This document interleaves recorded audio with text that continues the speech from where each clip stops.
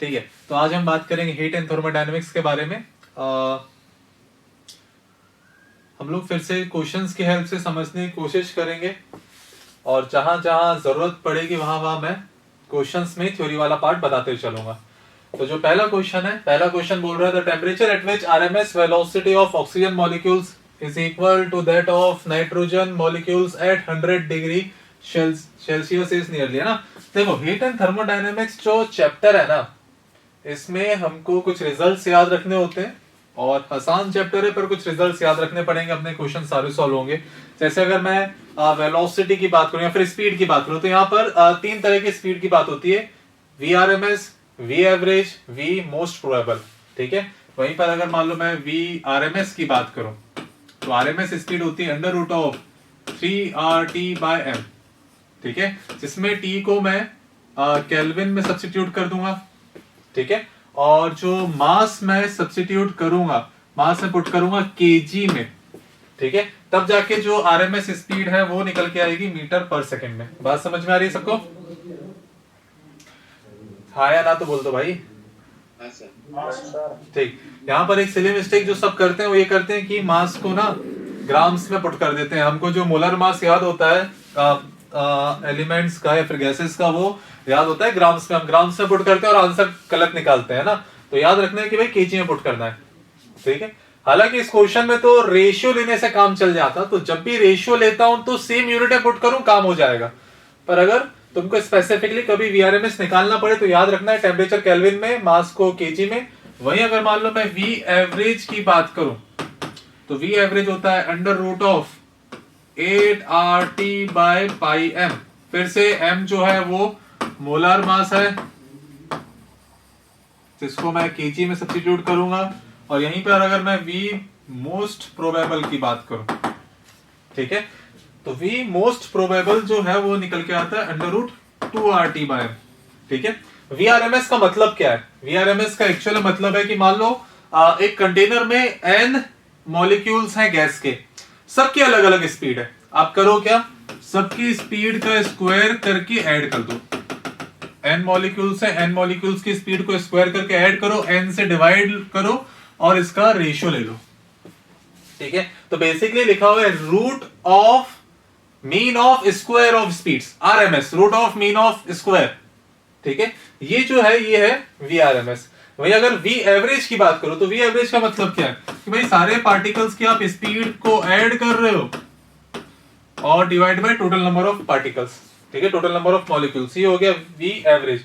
We most probable का मतलब क्या है कि भाई मान लो मेरे पास एक कंटेनर है, कंटेनर के अंदर 100 मॉलिक्यूल्स हैं, कंटेनर के अंदर 100 मॉलिक्यूल्स हैं और मान लो 100 में से 60 मॉलिक्यूल्स की स्पीड थी 10 मीटर पर सेकेंड, है ना। कंटेनर के अंदर 100 मॉलिक्यूल्स हैं, 100 में से 60 की स्पीड है 10 मीटर पर सेकेंड। अब सोचो उस कंटेनर के अंदर जो 100 मॉलिक्यूल्स हैं उनमें से तुम रैंडमली किसी एक को स्टडी करो तो कौन सी स्पीड होने के चांसेस सबसे ज्यादा है? क्या वो 10 मीटर पर सेकेंड होने के चांसेस सबसे ज्यादा है? आया ना? हाँ सर। तो 10 मीटर पर सेकेंड वो हो जाएगा मोस्ट प्रोबेबल स्पीड, है ना भाई। कि तुम रैंडमली किसी एक मॉलिक्यूल को उठा रहे हो तो सबसे ज्यादा स्पीड होने के चांसेस जो है वो कौन सी स्पीड होगी? वो मोस्ट प्रोबेबल स्पीड होती है, जो कि होती है अंडर रूट 2RT/m। इसमें टेम्परेचर केल्विन में, m मोलर मास, इसको केजी में पुट करेंगे। क्या ये बात क्लियर है सबको? ठीक, इसको अगर नोट करना है तो जल्दी से नोट करो, फिर हम लोग आगे बढ़ेंगे। स्पीड में करना है बिल्कुल, है ना।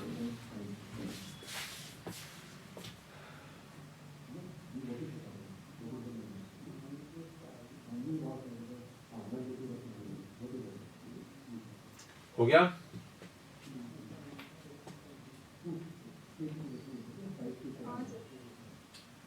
चलो तो हम लोग भाई आगे बढ़ते हैं। अगला क्वेश्चन बोल रहा है कि ratio of average rotational kinetic energy पर O2 molecule to that of पर N2 मॉलिक्यूल। तो सब ध्यान से सुने, यहाँ पर बहुत लोग कंफ्यूज होते हैं भाई। काइनेटिक एनर्जी पूछ ली है, क्या हो रहा है, क्यों हो रहा है ना, बहुत कंफ्यूज होते हैं। सब ध्यान से सुने कैसे निकालना है, क्या करना है इस क्वेश्चन में। ठीक है, हमारे पास एक मैक्सवेल्स इक्वी पार्टीशन लॉ होता है। मैक्सवेल का इक्वी पार्टीशन लॉ क्या बोलता है कि अगर हम average kinetic energy of a molecule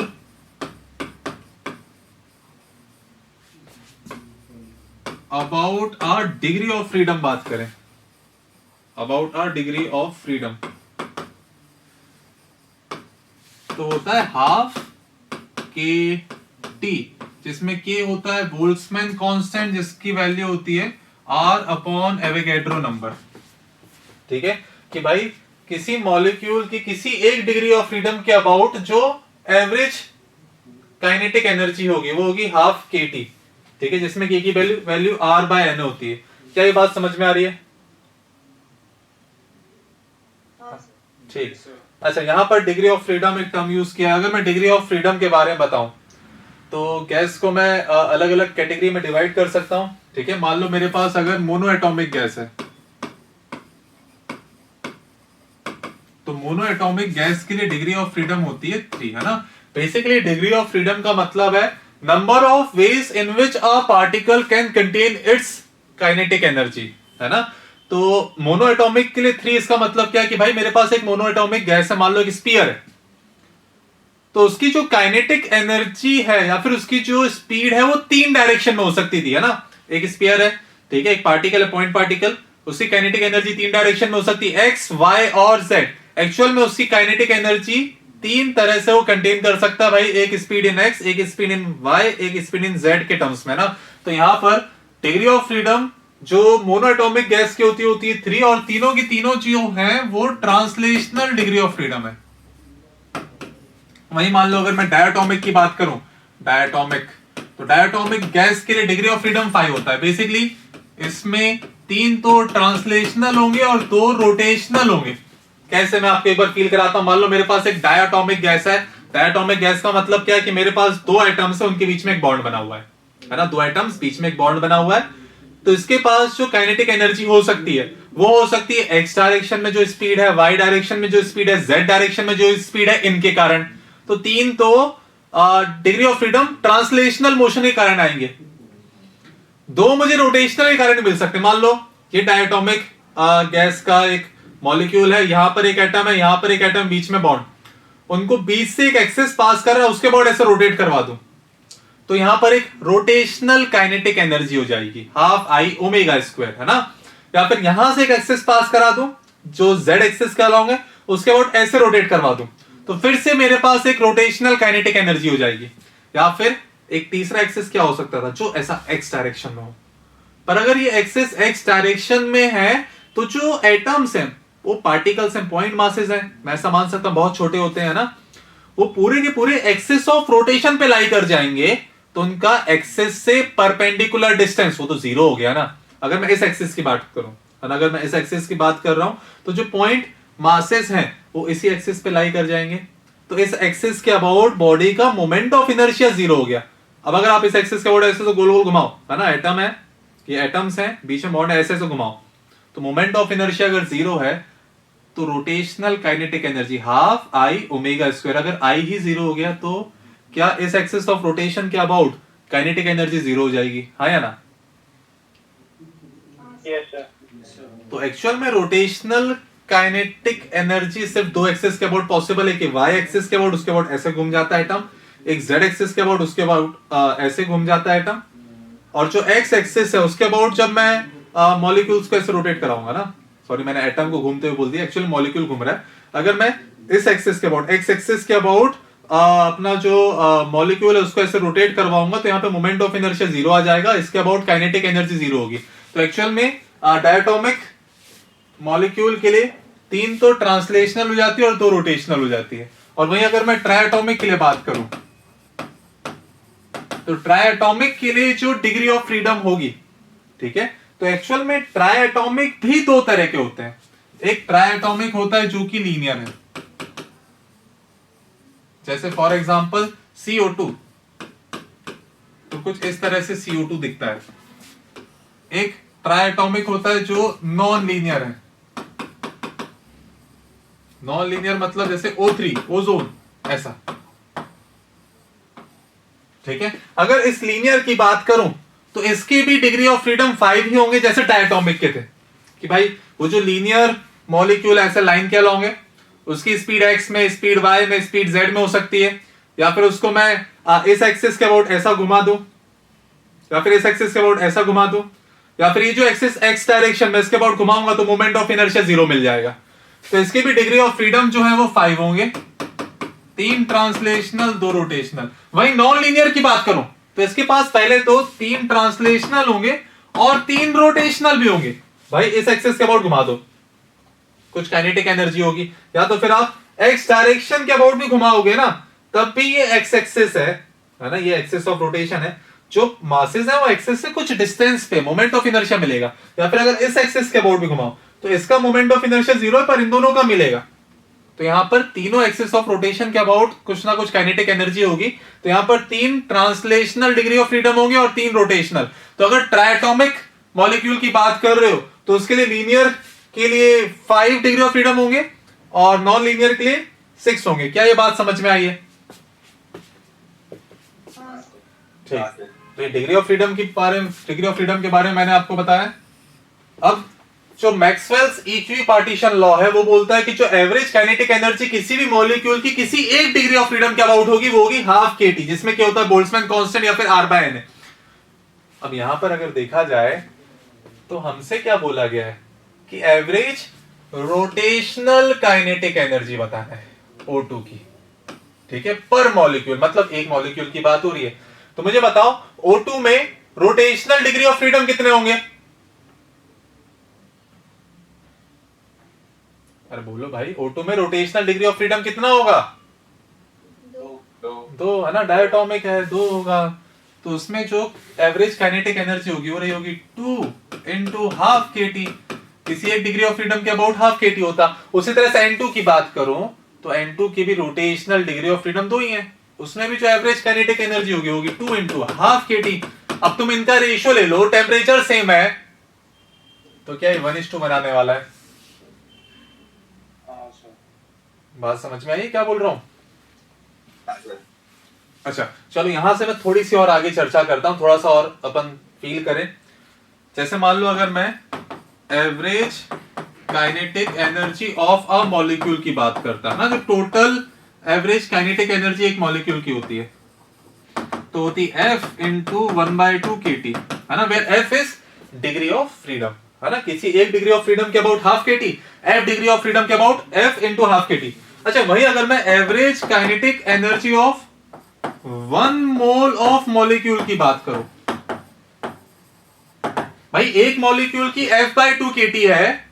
अगर मैं एक मोल ऑफ मॉलिक्यूल की बात करूं तो एक मोल में ऐसे Na मॉलिक्यूल्स रहे होंगे, एवोगैड्रो नंबर 6.023 × 10⁻23।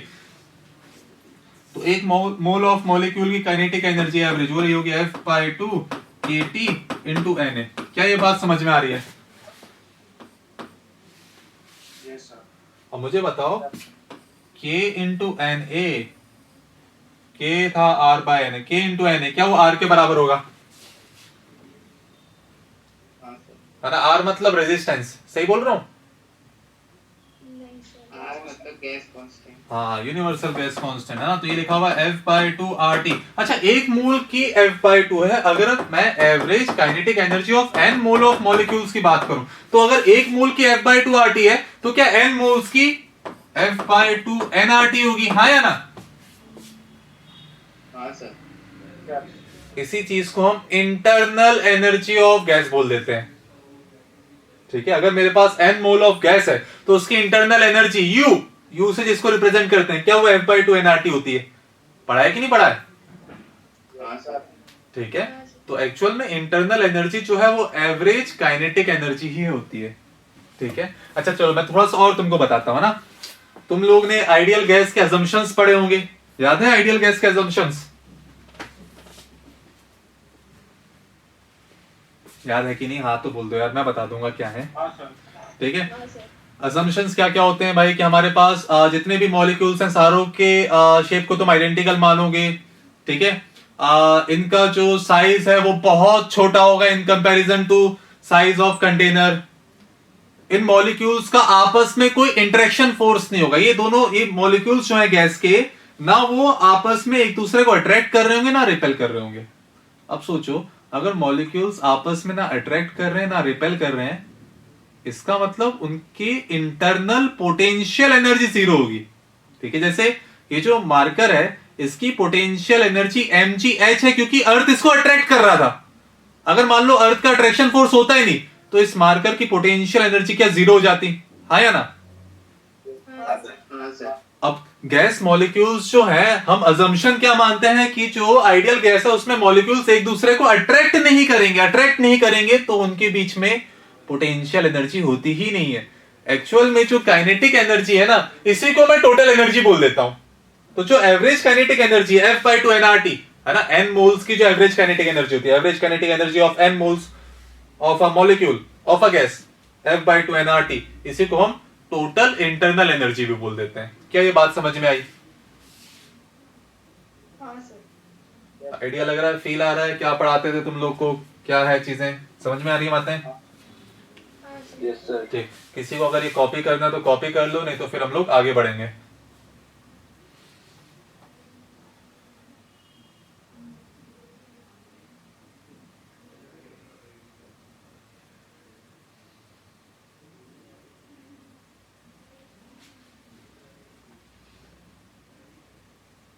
ट्रायटोमिक के केस में 5 वो भी लीनियरली और नॉन लीनियरली सेक्स होगा। हाँ बिल्कुल, ट्राइएटॉमिक लीनियर है तो 5, ट्राइएटॉमिक नॉन लीनियर है तो 6। ठीक है, और कभी तुमको ऐसा बोल दिया जाए क्वेश्चन में कि ट्राइएटॉमिक मॉलिक्यूल है और आपको मॉलिक्यूल के बारे में ना बताया जाए कि मॉलिक्यूल एक्चुअल में था कौन सा ना, गैस कौन सी थी, आपको ये बताया ही ना जाए, आप अगर ये जज ना कर पाओ कि गैस लीनियर है कि नॉन लीनियर तो उसको नॉन लीनियर मान लेना। ठीक है, अगर ट्राइएटॉमिक लीनियर होगा ना तो आपको बकायदा गैस बोलेंगे, ट्राइएटॉमिक शब्द भी यूज करेंगे और गैस ही बता देंगे, ट्राइएटॉमिक कार्बन डाइऑक्साइड। ठीक है, तो याद रखना डिग्री ऑफ फ्रीडम 5 लेना है। और अगर सिर्फ ट्राइएटॉमिक बोले, गैस मॉलिक्यूल के बारे में आपको बताया ही ना जाए तो उसको नॉन लीनियर मान के 6 ले लेना। क्लियर है? हाँ सर। Yes sir. ठीक है,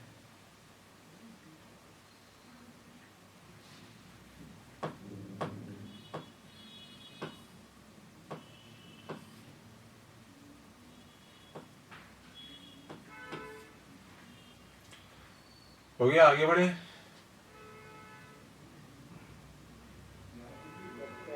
हाँ सर। चलो बहुत बढ़िया, तो हम लोग आगे बढ़ते हैं। ठीक है, a fixed mass of ideal gas undergoes the change in pressure and volume starting at L as shown in the figure। Pressure और वॉल्यूम कर्व दिया हुआ है, पीवी कर्व दिया हुआ है और उसके करस्पॉन्डिंग जो यहाँ पे टेम्परेचर वॉल्यूम कर्व होगा वो हमको बनाना है। ठीक है, तो अगर प्रेशर और वॉल्यूम कर्व दिया हुआ है और दूसरे कर्व बनाना है तो उसके बारे में हम लोग एक बार बात कर लेते हैं। ठीक है, तो सब ध्यान से देखें, मेरी बातों को ध्यान से सुने। हमारे पास अगर मान लो टेम्परेचर कांस्टेंट हो तो इस प्रोसेस को हम बोल देते हैं आइसोथर्मल। ठीक है, हमारे पास जो आइडियल गैस इक्वेशन होती है, आइडियल गैस इक्वेशन होती है पीवी बराबर एनआरटी। ठीक है, अब अगर मान लो आइसोथर्मल प्रोसेस हो रही है, टेम्परेचर कांस्टेंट है, तो उस केस में मैं ऐसा बोल सकता हूं पीवी कांस्टेंट हो जाएगा। ठीक है, और अगर मैं आइसोथर्मल के लिए कर्व को प्लॉट करूं, प्रेशर वर्सेस वॉल्यूम कर्व, तो ये जो equation PV equals to constant, ये इक्वेशन होती है रेक्टेंगुलर हाइपरबोला की, जो कर्व आता वैसा आता। ठीक है, ये एक रेक्टेंगुलर हाइपरबोला है। या फिर अगर मान लो मैं इसके लिए पीटी कर्व बनाऊं तो हमारे पास स्ट्रेट लाइन आएगा जिसमें टेम्परेचर कांस्टेंट है ना। अब अगर कर्व ऐसा दिख रहा है ना, ग्राफ ए से बी की तरफ जा रहा है, मतलब प्रेशर कम हुआ है, तो यहां पर भी मैं एरो ऐसा बनाऊंगा कि भाई ए से बी जा रही है गैस। और अगर एरो उल्टा लगा होता कि गैस बी से ए की तरफ जा रही, प्रेशर बढ़ रहा है, तो यहां पर भी एरो उल्टा लगा लेता कि गैस बी से ए की तरफ जा रही है, प्रेशर बढ़ा है एट कांस्टेंट टेम्परेचर। ठीक है, उसी तरह से अगर मैं वीटी कर्व की बात करूं तो वीटी कर्व भी ऐसा स्ट्रेट लाइन होगा जिसमें टेम्परेचर कांस्टेंट है। ठीक है, यहां पर प्रेशर कम हो रहा है, वॉल्यूम बढ़ रहा है, तो एरो ऐसा जाना चाहिए। अगर यहां पर एरो उल्टा होता तो वहां पर भी एरो उल्टा हो जाता। क्या ये बात समझ में आई है? ठीक है, तो भाई ये तो मैंने बात करी अगर आइसोथर्मल प्रोसेस होती, ठीक है। अगर मान लो आइसोकोरिक प्रोसेस होती, आइसोकोरिक प्रोसेस, आइसोकोरिक प्रोसेस का मतलब है कि भाई अगर वॉल्यूम कांस्टेंट होता, अगर वॉल्यूम कांस्टेंट है तो भाई पीवी इक्वल्स टू एनआरटी से आप बोल सकते हो कि P by T ratio constant होगा, ठीक है। इसको अपन आइसोकोरिक प्रोसेस बोलते हैं। इस केस में अगर मैं पीवी कर्व बनाता, प्रेशर वर्सेस वॉल्यूम कर्व, तो वॉल्यूम कांस्टेंट, तो कर्व ऐसा जाने वाला है, एक स्ट्रेट लाइन, मान लो ए से बी, ठीक है। ये कर्व बता रहा है कि एट कांस्टेंट वॉल्यूम मैंने प्रेशर ऑफ गैस इंक्रीज कर दिया है, ठीक है। यहां पर वॉल्यूम कांस्टेंट ये प्रोसेस थी आइसोकोरिक प्रोसेस। इस केस में अगर मान लो मैं प्लॉट करूं वीटी कर्व, तो भाई प्रेशर वॉल्यूम कांस्टेंट है। अच्छा एक चीज बताओ, वॉल्यूम कांस्टेंट मतलब P by T ratio constant, अगर प्रेशर इंक्रीज हो रहा है तो रेशियो कांस्टेंट रखने के लिए टेम्परेचर की वैल्यू इंक्रीज हो रही होगी कि डिक्रीज हो रही होगी? इंक्रीज हो रही होगी ना, तभी तो रेशियो कांस्टेंट रहेगा, सेम फैक्टर से बढ़ रही होंगी यहां तक की। समझ में आ रहा है? हाँ सर। तो अगर मैं वीटी कर्व की बात करूं तो भाई प्रेशर अगर बढ़ा है तो टेम्परेचर भी बढ़ा होगा एट कांस्टेंट वॉल्यूम, तो भाई कर्व ऐसा जाएगा। टेम्परेचर अगर बढ़ा था, सॉरी प्रेशर अगर बढ़ रहा था तो टेम्परेचर भी बढ़ रहा होगा। और वहीं अगर मैं पीटी कर्व की बात करता, प्रेशर टेम्परेचर कर्व की है ना, तो इक्वेशन होती है पीवी बराबर एन आर टी, जिसमें मैं पी को प्लॉट कर रहा हूं y एक्सिस पे, t को प्लॉट कर रहा हूं x एक्सिस पे, तो लिखा हुआ है y बराबर nr by v into x, जिसमें nr बाय v जो है ये है स्लोप, ठीक है। ये एक स्ट्रेट लाइन है, एक स्ट्रेट लाइन है जो कि ओरिजिन से पास कर रही होगी, ठीक है। यहां पर a, यहां पर b। अगर मैं टेम्परेचर को केल्विन में सब्स्टिट्यूट करूं तो ये 0 केल्विन है ना, एब्सोल्यूट जीरो टेम्परेचर जिसको बोलते हैं। तो अगर टेम्परेचर केल्विन में चल रहा है तो यहां से वो स्ट्रेट लाइन पास कर रही होगी। बात समझ में आ रही है सबको?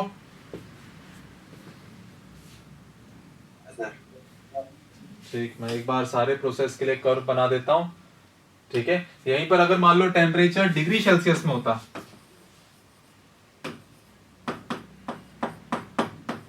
तो 0 केल्विन डिग्री सेल्सियस में होता -273 डिग्री सेल्सियस।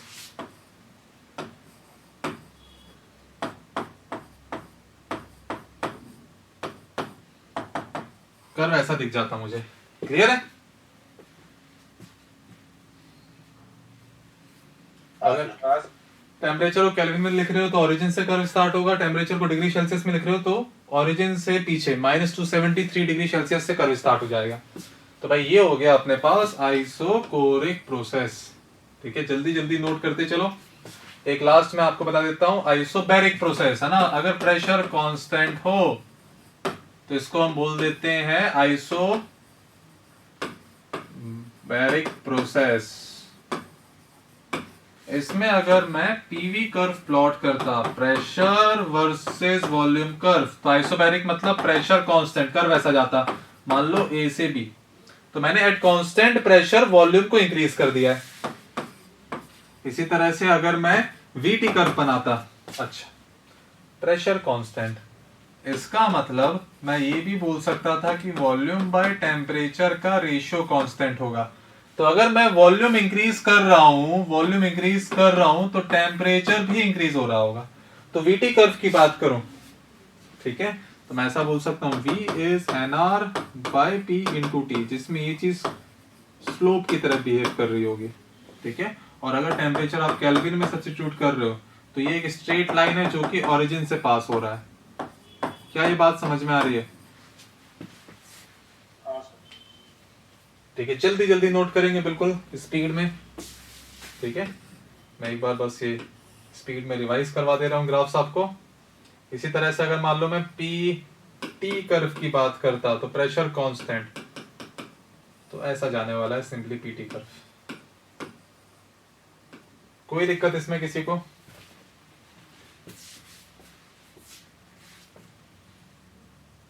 क्लियर है सबको ये? हाँ सर। हाँ सर। आगे बढ़े? Yes sir. ठीक है, तो हम लोग वापस से क्वेश्चन पर आते हैं। ये हमारा क्वेश्चन था। तुम लोग को फिगर दिख रहे हैं? नहीं सर। ठीक है, मैं आपको फिगर बताता हूँ। फिगर सिंपली ऐसा बना हुआ है कि हमारे पास एक प्रेशर वर्सेस वॉल्यूम का कर्व है जो कि इस तरह से है, ठीक है। ये वाला जो कर्व है ये आइसोबैरिक है और ये वाला कर्व जो है ये है आइसोथर्मल। तो इसके करस्पॉन्डिंग टेम्परेचर वर्सेस वॉल्यूम का कर्व कैसा आएगा वो हमको बताना है। अब देखो, आइसोबैरिक प्रोसेस मतलब प्रेशर कांस्टेंट, प्रेशर कांस्टेंट, इसका मतलब V बराबर NR by P into T. ये जो चीज है वो स्लोप की तरह बिहेव कर रही होगी। बात समझ में आ रही है? Yes sir. ठीक है, या फिर यहाँ पर T वर्सेस V बोला है तो मैं ऐसा भी लिख सकता था कि T is equal to P by NR into V, है ना। ये यहाँ पर T वर्सेस V का स्लोप है ना। T को y एक्सिस से पुट कर रहा हूं और V को x एक्सिस पर, तो ये फिर से हमारे पास एक स्ट्रेट लाइन आता, ऐसा कर्व जाने वाला था, ठीक है। उसके बाद एक पर्टिकुलर वॉल्यूम में पहुंचा होगा, फिर आइसोथर्मल हो गया, जिसमें आइसोथर्मल में वॉल्यूम इंक्रीज कर रहा है, मतलब at constant temperature volume increase कर रहा है। तो क्या इस तरह का कर्व दिख रहा होगा? हाँ सर। तो ये अपना आंसर हो गया, कोई दिक्कत इसमें? No sir. नहीं सर। ठीक है, तो भाई मैं आगे बढ़ता हूँ इससे। ये वाला भी कुछ फिगर वाला क्वेश्चन है, ये हो जाएगा। इस क्वेश्चन पे आते हैं। हाँ, इस क्वेश्चन के बारे में बात करते हैं। ये क्वेश्चन काफी कॉमनली देखा जाता है। मैं आपको बताता हूँ यहाँ पर बोला क्या जा रहा है, एक कर्व बना दिया गया है,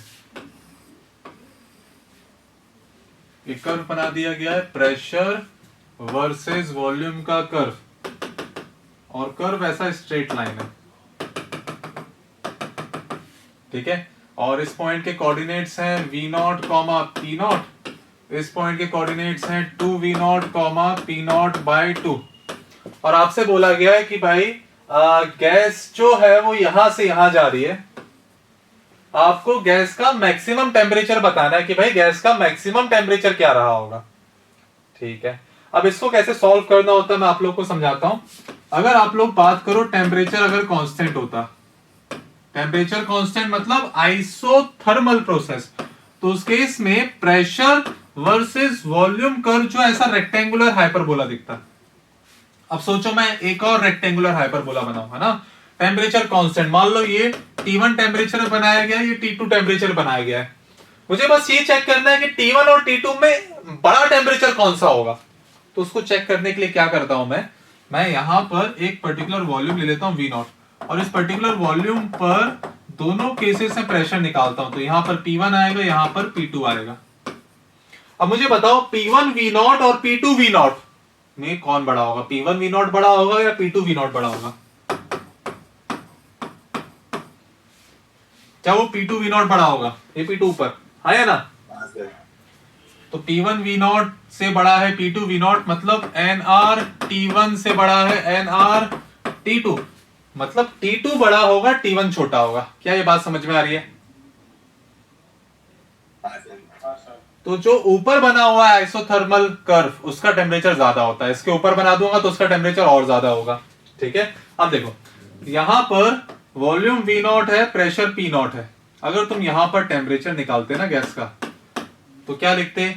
वो हो जाता P0 V0 बाय NR, है ना। आइडियल गैस इक्वेशन से PV इक्वल्स टू NRT का यूज कर रहा हूं। यहां पर temperature P0 V0 bye NR दिखता, और अगर यहां पर टेम्परेचर निकालते तो वो आता 2V0 P0 बाय 2NR। मतलब इन दोनों पॉइंट्स पे टेम्परेचर एक्जेक्टली सेम आ रहा है कि नहीं?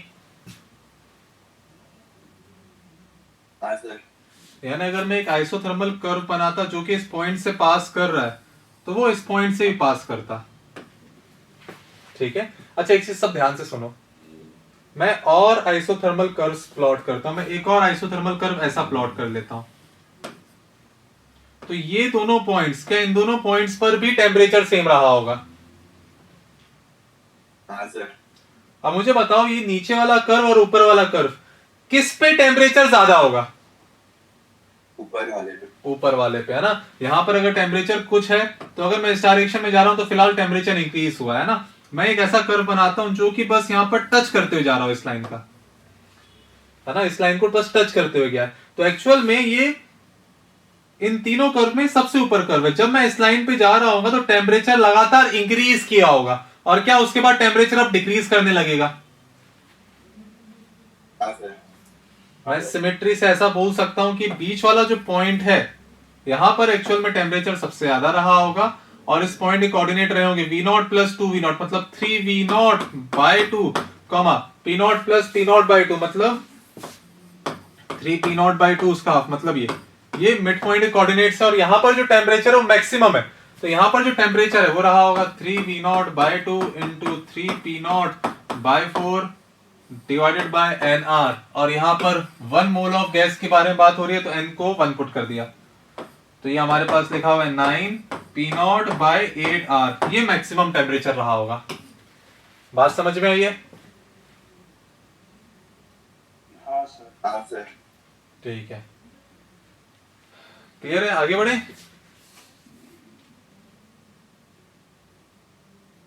Yes sir. चलो भाई आगे बढ़ रहा हूं ना, स्लाइड हटा दो, कॉपी कर रहा है कोई तो कॉपी कर सकते हो।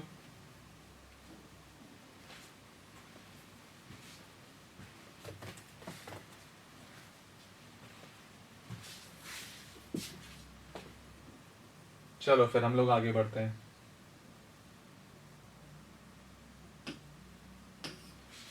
समझ में तो आ रहा है ना सबको? सर। ठीक है, एक बार इस क्वेश्चन के बारे में बात कर लेते हैं।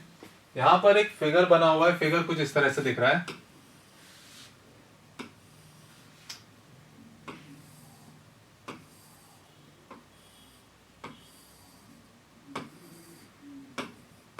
ये फिगर बना हुआ है, क्वेश्चन रीड कर लेते हैं। क्वेश्चन में क्या बोला गया है? A cylindrical tube of cross section area A has two airtight frictionless piston at its two ends. The pistons are tied with a straight two ends. ठीक है, यहां पर कुछ टाइपिंग एरर है। The pistons are tied with a straight piece of metallic wire. The tube contains a gas of atmospheric pressure P0. यहां पर pressure P0 है, temperature T0 है। If temperature of gas is doubled, then the tension in the wire is. अब देखो, अंदर जो pressure वो atmospheric pressure है, बाहर ये जो ट्यूब था वो एटमॉस्फेयर में खुला हुआ था, बाहर ही प्रेशर P0 रहा होगा, यहां पर ही प्रेशर P0 रहा होगा। हमसे बोला गया है अगर हम अंदर वाले टेम्परेचर को डबल कर दे रहे हैं तो वायर में टेंशन कितना आया। ठीक है, सब ध्यान से देखें। अगर मैं अंदर वाले टेम्परेचर को डबल कर रहा हूं तो ये मेटालिक वायर है, ये जो शेडेड वॉल्यूम है ना ये चेंज नहीं होगा। यहां पर जिस वॉल्यूम में गैस कन्फाइंड है वो वॉल्यूम कांस्टेंट है। तो अगर मैं टेम्परेचर को डबल कर रहा हूं ना, वॉल्यूम हमारे पास कांस्टेंट है, तो मैं ऐसा बोल सकता हूं प्रेशर बाय टेम्परेचर जो है ये भी कांस्टेंट रहा होगा। अगर मैं टेम्परेचर को डबल कर रहा हूं तो हमारे पास जो प्रेशर है वो भी हो गया होगा डबल। ठीक है, तो कुछ समय बाद अगर मैं देखूंगा तो कुछ इस टाइप की चीज दिख रही होगी। यहाँ पर हमारे पास वो फ्रिक्शनलेस पिस्टन्स है, यहाँ पर बीच में वायर गया है, यहाँ पर गैस का प्रेशर 2P0, यहाँ पर प्रेशर P0, है ना। हमसे बोला गया भाई वायर में आने वाला टेंशन बताओ, तो मैं क्या करता हूं, मैं किसी एक पिस्टन को देख लेता हूं। मैं अगर इस पिस्टन को देखूं तो उस पर बाहर से अंदर प्रेशर आ रहा होगा P0 है, एटमॉस्फेरिक प्रेशर के कारण, और अंदर से बाहर जो फोर्स लग रहा होगा ना, बाहर से अंदर फोर्स P0 लग रहा है, अंदर से बाहर जो फोर्स लग रहा है वो लग रहा होगा 2P0, और एक यहाँ पर टेंशन आया होगा। तो एक्चुअल में टेंशन प्लस P0 ये मिलके 2P0 को बैलेंस कर रहे होंगे, तो टेंशन की वैल्यू रही होगी P0। मैं अगर इस पिस्टन को स्टडी करता तब भी सेम चीज बोलता है। इस पिस्टन पे टेंशन T इधर लग रहा होगा, इस डायरेक्शन में आ रहा होगा, प्रेशर के कारण फोर्स P0 है, इस तरफ प्रेशर के कारण फोर्स आ रहा होगा 2P0 है। तो यहां से भी अगर टेंशन निकालता तो ये निकल के आता। क्या ये बात समझ में आ गई है? हाँ सर। आगे बढ़े। हाँ सर। चलो भाई, किसी को अगर कोई भी डाउट है तो पूछ सकते हो, हम लोग आगे बढ़ते हैं। An open wide glass tube, ठीक है, ये जो क्वेश्चन है ये बैरोमीटर पे बेस्ड है। तो मैं एक बार आपको बैरोमीटर की पूरी कहानी समझा देता हूँ, फिर आपसे क्वेश्चन हो जाएगा, कोई दिक्कत नहीं इसमें, है ना। तो मैं आपको बैरोमीटर बताता हूँ एक बार, सब ध्यान से सुनेंगे बैरोमीटर के बारे में। हमारे पास मान लो ये एक कंटेनर है और इसके अंदर मैं भर देता हूं मर्क्यूरी, ठीक है। मर्क्यूरी की जो डेंसिटी होती है 13.6 इंटू 10 की पावर 3 kg पर मीटर क्यूब, ये मर्क्यूरी की डेंसिटी होती है। मैं करता क्या हूं, मैं यहाँ पर एक ऐसा ट्यूब इसमें डुबो देता हूं मर्क्यूरी में, और फिर ट्यूब को ऐसा उल्टा करके बाहर निकालूंगा। ट्यूब को मैं उल्टा करके बाहर निकाल रहा हूं, तो यहां से मर्क्यूरी नीचे फॉल करेगी, मर्क्यूरी नीचे फॉल करेगी मान लो, ठीक है। अब जब मर्क्यूरी नीचे फॉल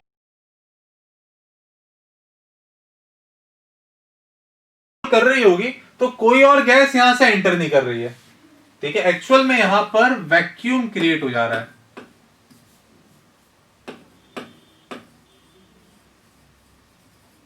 अब देखो, ये हमारे पास लिक्विड का सरफेस है, यहां पर जो प्रेशर है वो रहा होगा पी नॉट। पी नॉट मतलब एटमॉस्फेरिक प्रेशर, जिसकी वैल्यू रही होगी 1.01 इंटू 10 की पावर 5 न्यूटन पर मीटर स्क्वायर, या फिर 10 की इतना पास्कल, है ना। ये चीज इसको पास्कल ही बोल सकता हूं। और अगर मैं इस फ्लूइड की बात करूं तो फ्लूइड में सेम हॉरिजॉन्टल लेवल पर प्रेशर सेम होता है। तो यहां पर अगर प्रेशर पी नॉट है तो यहां पर भी पी नॉट होना चाहिए। यहां पर जो प्रेशर है गैस का वो है 0, क्योंकि वहां पर गैस थी नहीं, वो वैक्यूम है। अब अगर मैं रो डेंसिटी के फ्लूइड में अगर मैं ये x हाइट नीचे उतर आऊं तो यहां पर अगर प्रेशर 0 है तो यहां का जो प्रेशर रहा होगा वो रहा होगा 0 प्लस रो जी एक्स, जिसकी वैल्यू एक्चुअल में पी नॉट के बराबर है। तो यहां से मैं x हाइट निकाल लेता हूं, तो यहां से अगर मैं x हाइट निकालूंगा तो रहा होगा पी नॉट बाय रो जी, या फिर 1.01 इंटू 10 की power 5 by density of mercury, मतलब 13.6 इंटू 10 की पावर 3 इंटू जी, वो हो गया 10। तो ये निकालोगे तो ये आ जाएगा 0.76 मीटर्स या फिर 76 सेंटीमीटर्स। क्या ये बात समझ में आ रही है? ठीक है। तो हम लोग ऐसा बोलते हैं कि अगर मैं एक कॉलम में मर्क्यूरी को फिल कर दूं, है ना, एक कॉलम में मर्क्यूरी को फिल कर दे रहा हूं, तो मर्क्यूरी अगर 76 सेंटीमीटर हाइट तक मर्क्यूरी फिल्ड है तो 76 सेंटीमीटर ऑफ मर्क्यूरी के कारण उसके बेस पर जो प्रेशर क्रिएट होता है वो 1 एटमॉस्फेरिक प्रेशर के बराबर होता है, ठीक है। मेरे पास इस कॉलम में मैंने मर्क्यूरी फिल कर रखी थी, और अगर मैं 76 सेंटीमीटर लेंथ तक में मर्क्यूरी फिल कर दूं तो इस लेंथ के कारण यहां पर जो प्रेशर क्रिएट होगा मर्क्यूरी के 76 सेंटीमीटर के कारण वो 1 एटमॉस्फेरिक प्रेशर के बराबर होता है। इसलिए कई बार हम 1 एटमॉस्फेरिक प्रेशर को 76 सेंटीमीटर्स ऑफ Hg भी बोल देते हैं, ठीक है, कि भाई इतने लेंथ के कॉलम के कारण मर्क्यूरी के अगर 76 सेंटीमीटर लेंथ के कारण बॉटम पे प्रेशर निकालूंगा तो 1 atm के बराबर होगा। बात समझ में आ रही है? हाँ सर। ठीक। अच्छा, यहाँ पर अब कई बार ना कुछ अलग टाइप के क्वेश्चंस भी फ्रेम होते हैं। कैसे कैसे क्वेश्चंस फ्रेम होते हैं मैं आप लोग को समझाता हूँ, ना, सब ध्यान से सुने मेरी बातों को। ऐसा बोल दिया जाता है कई बार कि भाई हमारे पास ये कंटेनर है और इसमें मर्क्यूरी फिल्ड है, और यहाँ पर ये ट्यूब है, और ट्यूब के अंदर मर्क्यूरी जो है ना वो सिर्फ 50 सेंटीमीटर लेंथ की दिख रही है, ठीक है। इस तरह से क्वेश्चन स्टार्ट होता है, ठीक है। अब यहां से मैं इस इंफॉर्मेशन से क्या समझने वाला हूं ना, क्या क्या चीजें मैं समझने वाला हूं, एक बार हम उस बारे में बात करते हैं।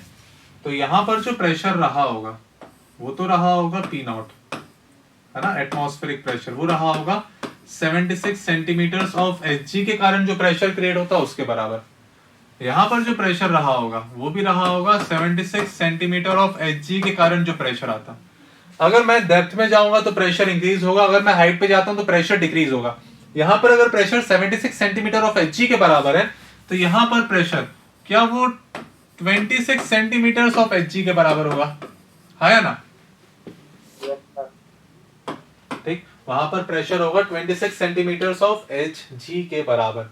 अब सब ध्यान से सोचो, अगर यहां पर वैक्यूम होता तो प्रेशर होता ही नहीं, पर इस केस में मुझे प्रेशर मिल रहा है। इसका सीधा सा मतलब है कि इस पर्टिकुलर क्वेश्चन में यहां पर वैक्यूम ना करके गैस रखी हुई थी, ठीक है, वहां पर वैक्यूम नहीं था, वहां पर गैस थी, ठीक है, और वो जो गैस थी उसका प्रेशर इतना था, ठीक है। यहां पर जो गैस हमने फिल कर रखी है उस गैस का pressure of gas is 26 centimetre of Hg, ठीक है, pressure of gas is 26 centimetre of Hg। अगर मान लो मैं इसको एटमॉस्फेरिक प्रेशर के टर्म्स में लिखना चाहता तो हमारे पास ये बेसिकली लिखा होता कि 1 एटमॉस्फेरिक प्रेशर बाय 76 इंटू 26, क्या इतने एटीएम प्रेशर रहा होगा, ठीक है। यूनिटरी मेथड से निकाल रहे हैं भाई कि 76 सेंटीमीटर का मतलब है 1 एटमॉस्फेरिक प्रेशर, 1 सेंटीमीटर का मतलब होता है 1 बाय 76 एटमॉस्फेरिक प्रेशर, तो 26 सेंटीमीटर का मतलब रहा होगा 1 बाय 76 इंटू 26 एटमॉस्फेरिक प्रेशर। बात समझ में आ रही है सबको ये? तो यहाँ पर जो गैस फील्ड, अगर कभी ऐसा क्वेश्चन बनाया जाए तो इसका मतलब यहाँ पर वैक्यूम नहीं रहा होगा, वहां पर एक्चुअल में गैस रही होगी और उस गैस का जो प्रेशर है वो इतना रहा होगा। क्या ये बात क्लियर है सबको? ठीक है। अच्छा सोचो, सब ध्यान से सुनेंगे। मान लो कभी आपसे बोला जाए कि एक्चुअल में ये जो पोर्शन है ना ये सिर्फ 10 सेंटीमीटर का है, तो क्या 10 सेंटीमीटर वाले कॉलम में गैस का 26 सेंटीमीटर ऑफ Hg इतना प्रेशर हो सकता है क्या? क्या लगता है? बिल्कुल हो सकता है, कोई दिक्कत नहीं है भाई। गैस का प्रेशर तो आप ऐसे निकालोगे ना, PV इक्वल्स टू nRT से। क्या गैस का प्रेशर टेम्परेचर और नंबर ऑफ मोल्स पर भी डिपेंड करता है, हाँ या ना? तुम अगर इतने ही वॉल्यूम में बहुत सारे नंबर ऑफ मोल्स गैस के डाल दो तो यहां पर भी अच्छा खासा प्रेशर क्रिएट कर सकते हो। उसको इस लेंथ से मतलब नहीं है, लेंथ का मतलब सिर्फ मर्क्यूरी के कारण जो प्रेशर क्रिएट हो रहा है उससे था। भाई इस वॉल्यूम में तुम कितनी ही गैस भर दो, गैस के कारण कितना ही प्रेशर क्रिएट किया जा सकता है। ज्यादा प्रेशर चाहिए तो गैस को गर्म कर दो। बात समझ में आ रही है? ठीक। अच्छा मान लो मैं यहां पर एक क्वेश्चन देता, सब ध्यान से सुने। मैं यहां पर एक क्वेश्चन देता, मैंने ऐसा अरेंजमेंट बना दिया था, है ना। मैंने अरेंजमेंट क्या बनाया था, मैंने क्वेश्चन में लिखा भाई हमारे पास एक कंटेनर है, उसके अंदर मर्क्यूरी फील्ड है, उसमें मैंने एक ट्यूब डुबो दी।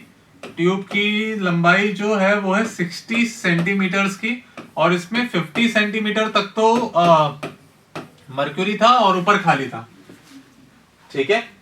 क्वेश्चन बनाने वाला क्या बोलेगा, यहां से क्वेश्चन स्टार्ट करेगा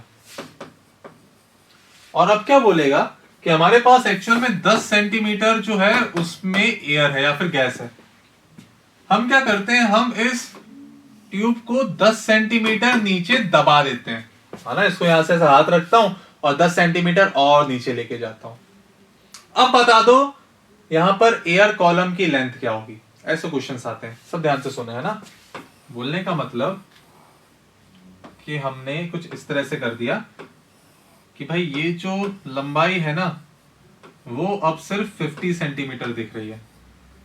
अब बताओ एयर कॉलम की लेंथ क्या होगी। तो मैं इस क्वेश्चन में करूंगा क्या, मैं ऐसा मान लेता हूं भाई ये लेंथ कुछ x है और ये वाली जो लेंथ है ये 50 माइनस x है ना। कुछ चेंजेस आए होंगे, कैसे चेंजेस आए होंगे अभी वो क्लियर हो जाएगा, ठीक है। मैं इस तरह की चीज मान लेता हूं। अब क्या करता हूं, मुझे पता है यहां पर प्रेशर 76 सेंटीमीटर ऑफ Hg होगा, तो यहां का प्रेशर भी इतना होगा। 50 सेंटीमीटर ऊपर जाता हूं तो यहां का प्रेशर जो गैस का वो 26 सेंटीमीटर ऑफ Hg होगा। अब अगर मैं गैस या कंटेनर को नीचे पुश कर रहा हूं तो कॉलम की लेंथ चेंज हुई है, पर जो गैस का टेम्परेचर उसमें कोई चेंज नहीं आया होगा। मतलब एक्चुअल में अगर गैस का टेम्परेचर यहाँ पर कांस्टेंट, ऐसा हाथ से दबा दिया गैस को, टेम्परेचर चेंज आने का कोई सवाल ही नहीं उठता है।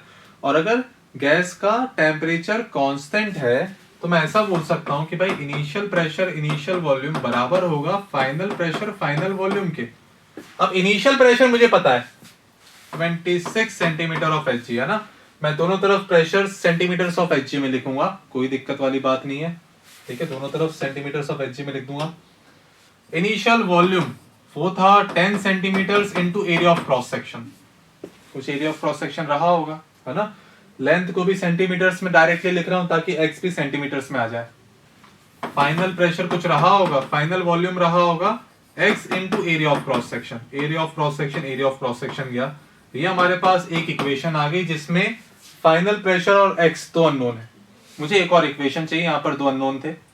दूसरे इक्वेशन के लिए क्या करता हूं, मुझे पता है भाई यहाँ पर गैस का प्रेशर कुछ P फाइनल है, मैं इससे नीचे उतरा मर्क्यूरी में 50 माइनस x लेंथ, तो यहाँ पर जो प्रेशर होगा वो रहा होगा P final plus 50 minus x centimetres of Hg। और क्या ये पूरा का पूरा 76 सेंटीमीटर्स ऑफ Hg के बराबर होना चाहिए, हाँ या ना? ये समझ में आ रहा है क्या बोल रहा हूँ? हाँ सर। तो यहाँ से मुझे क्या मिलेगा, P फाइनल माइनस x होना चाहिए 26 सेंटीमीटर्स ऑफ Hg, ठीक है? या फिर सब कुछ सेंटीमीटर्स में चलने देता हूं, तो P final minus x is 26। तो मेरे पास अब दो इक्वेशन, दो अननोन, क्या सॉल्व करके मैं x निकाल दूंगा। हाँ सर। तो इस तरह से बैरोमीटर पे क्वेश्चंस फ्रेम होते हैं थोड़े से अच्छे लेवल के। क्या ये बात क्लियर है, सबको समझ में आई ये बातें? हाँ सर। ठीक है, तो इसको एक बार कॉपी कर लो, अगर किसी को कॉपी करना है तो फिर हम लोग आगे बढ़ेंगे।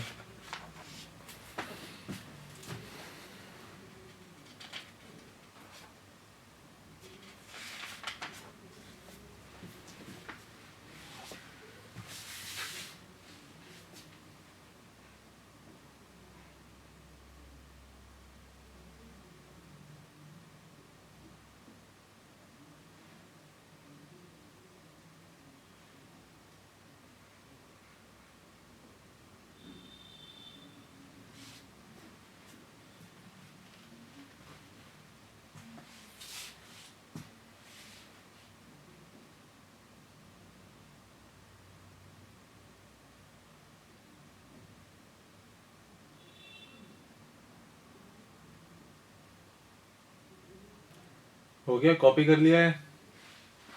हाँ सर। ये बात क्लियर है ना सबको, कोई दिक्कत इसमें किसी को? No sir.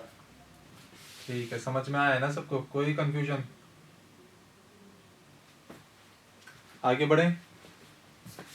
Yes sir. ठीक है ना, तो हम लोग आगे बढ़ते हैं, वापस अपन लोग स्लाइड्स पे आ जाते हैं। ठीक है, तो ये हमारे पास बैरोमीटर का क्वेश्चन, ये भी बैरोमीटर ट्यूब का क्वेश्चन। ठीक है, आगे बढ़ते हैं।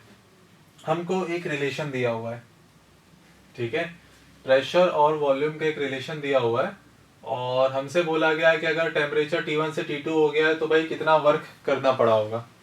ठीक है, यहाँ पर कुछ सिंबल्स मिसिंग है, बेसिकली माइनस साइन रहा होगा, तो एक बार इसके बारे में अपन लोग बात करते हैं। ठीक है, वर्क डन के बारे में अपन चर्चा करेंगे, सब ध्यान से सुनेंगे मेरी बातों को, है ना, इंपॉर्टेंट चीज।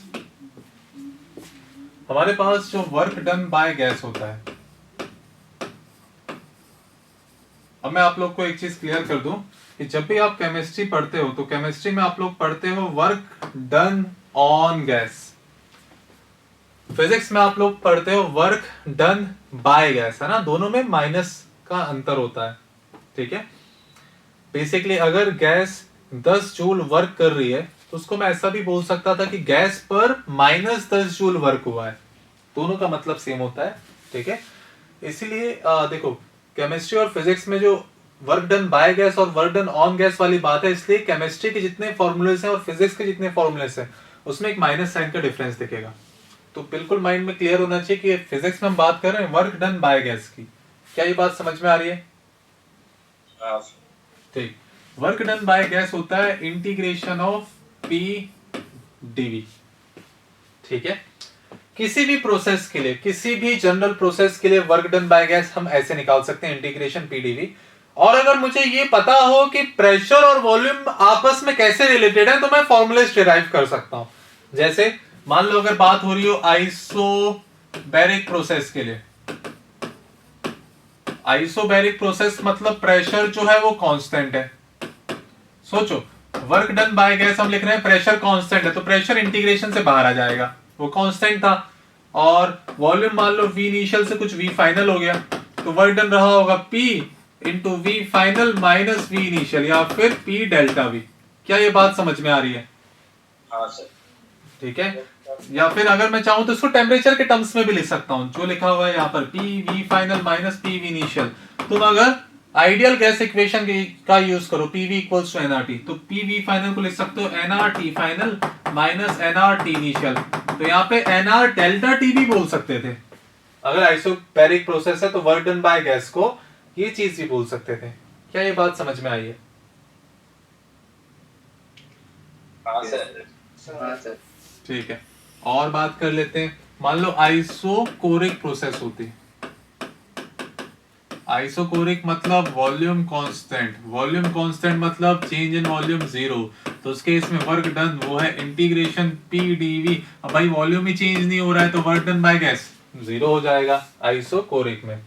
वहीं अगर मान लो मैं आइसोथर्मल की बात करूं, आइसोथर्मल, तो आइसोथर्मल मतलब टेम्परेचर कांस्टेंट। टेम्परेचर कांस्टेंट मतलब P is equals to nRT/V।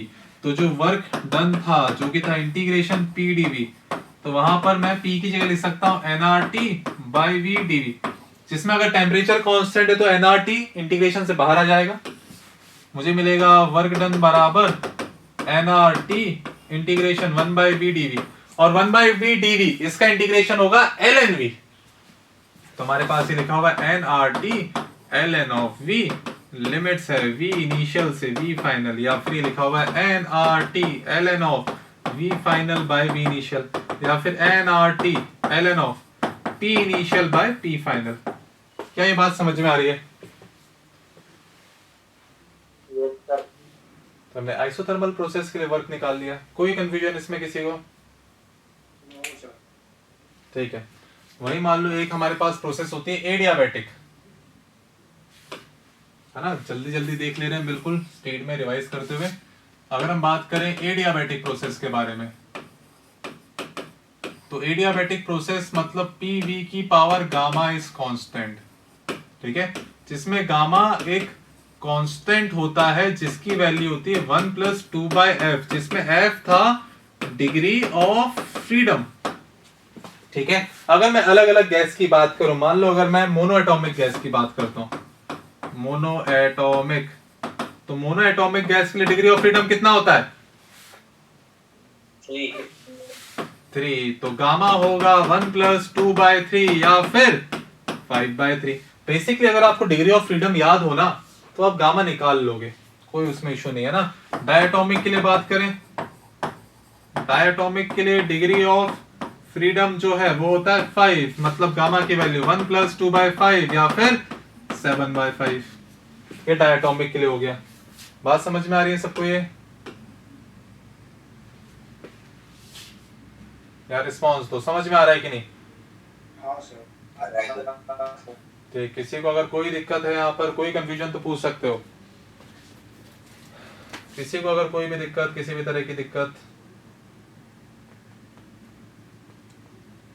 आगे बढ़े।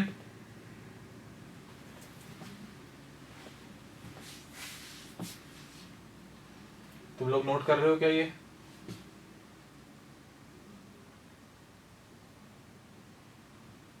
अरे हाँ ना तो भूल दो भाई। हाँ सर। ठीक है,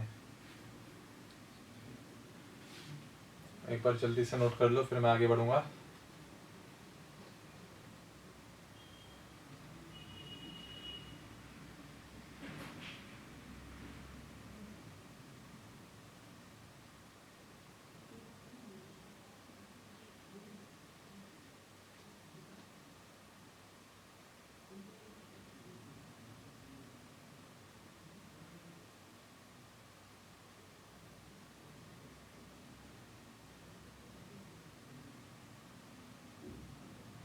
लिख लिया सर। ठीक है, तो आगे बढ़े। सबने कर लिया कॉपी? ठीक है, तो ये हमने बात कर ली डायटोमिक के लिए। इसी तरह से अगर ट्रायटोमिक लीनियर की बात करता तो उसके लिए डिग्री ऑफ फ्रीडम 5 हो जाता, रिजल्ट यही आता। अगर ट्रायटोमिक नॉन लीनियर के लिए बात करो तो ट्रायटोमिक नॉन लीनियर,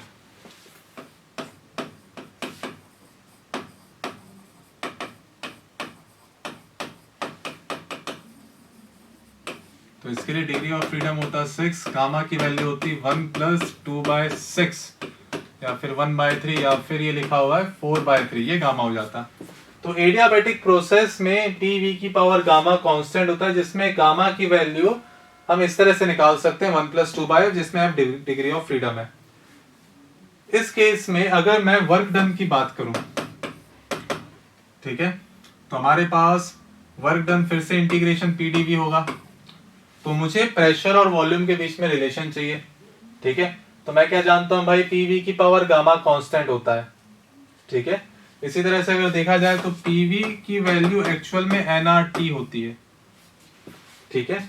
या फिर मैं ऐसा बोल सकता हूं कि अगर मैं प्रेशर की वैल्यू उठा के यहां पर पुट कर देता, तो सब ध्यान से देखें, हमारे पास प्रेशर को मैं लिख सकता हूं something constant divided by v की पावर गामा इंटू वी बराबर एनआरटी। यहां से मैं ऐसे ही बोल सकता हूं कि v की power 1 minus gamma is equals to some constant, है ना, बाय टी, ठीक है। क्या ये भी रिलेशन होल्ड करेगा हमारे पास, हाँ या ना? हाँ सर। ठीक है, अगर उस रिलेशन को ध्यान से देखो तो लिखा है टी वी की पावर गामा -1 इज कांस्टेंट, है ना। एडियाबैटिक प्रोसेस के लिए मैं ये चीज ही बोल सकता था कि टी वी की पावर गामा -1 ये कांस्टेंट होता है, ठीक है।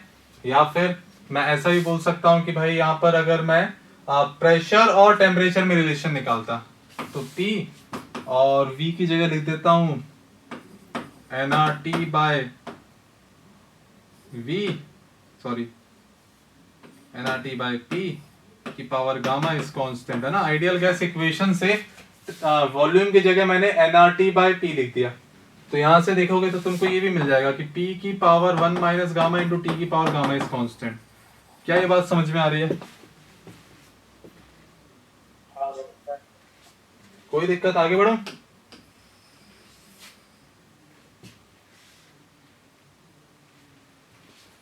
ये समझ में आ रहा है क्या बोल रहा हूं? ठीक है, अच्छा, सब ध्यान से सुने, ठीक है। अगर मान लो मेरे पास एक कंटेनर में एक गैस है, ठीक है, और मैंने उसको कुछ हीट सप्लाई करी है DQ। तो मेरे पास कंटेनर में एक गैस है जिसको मैंने कुछ DQ हीट सप्लाई करी है। तो जो भी मैं हीट सप्लाई करता हूँ, एक्चुअल में उसके दो पार्ट होते हैं।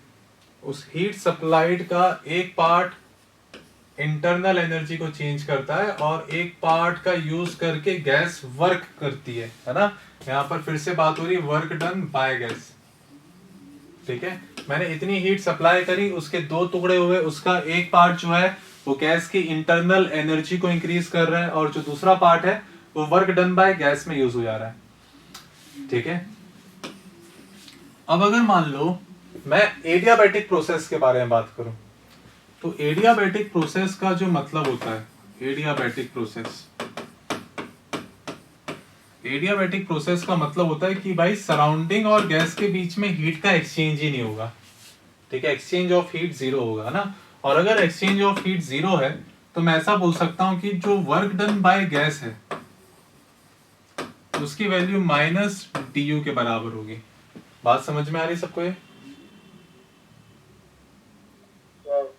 अब देखो, U है इंटरनल एनर्जी। मैंने थोड़े समय पहले ही आपको बताया है कि गैस की जो इंटरनल एनर्जी होती है वो एक्चुअल में एवरेज काइनेटिक एनर्जी ही होती है, जिसकी वैल्यू F/2nRT होती है।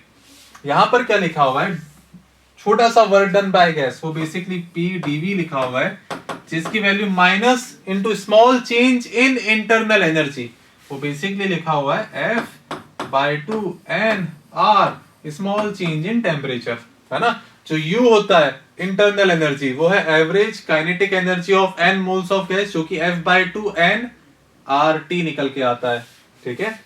ये इक्वेशन सबको समझ में आई है? क्या लिख दिया मैंने? हाँ सर। हाँ सर। कोई दिक्कत इसमें किसी को? No sir. ठीक है, अब सब देखें, मुझे अगर टोटल वर्क डन निकालना था तो मैं ऐसे सारे छोटे वर्क डन को ऐड करूंगा तो मुझे टोटल वर्क डन मिलेगा, ठीक है।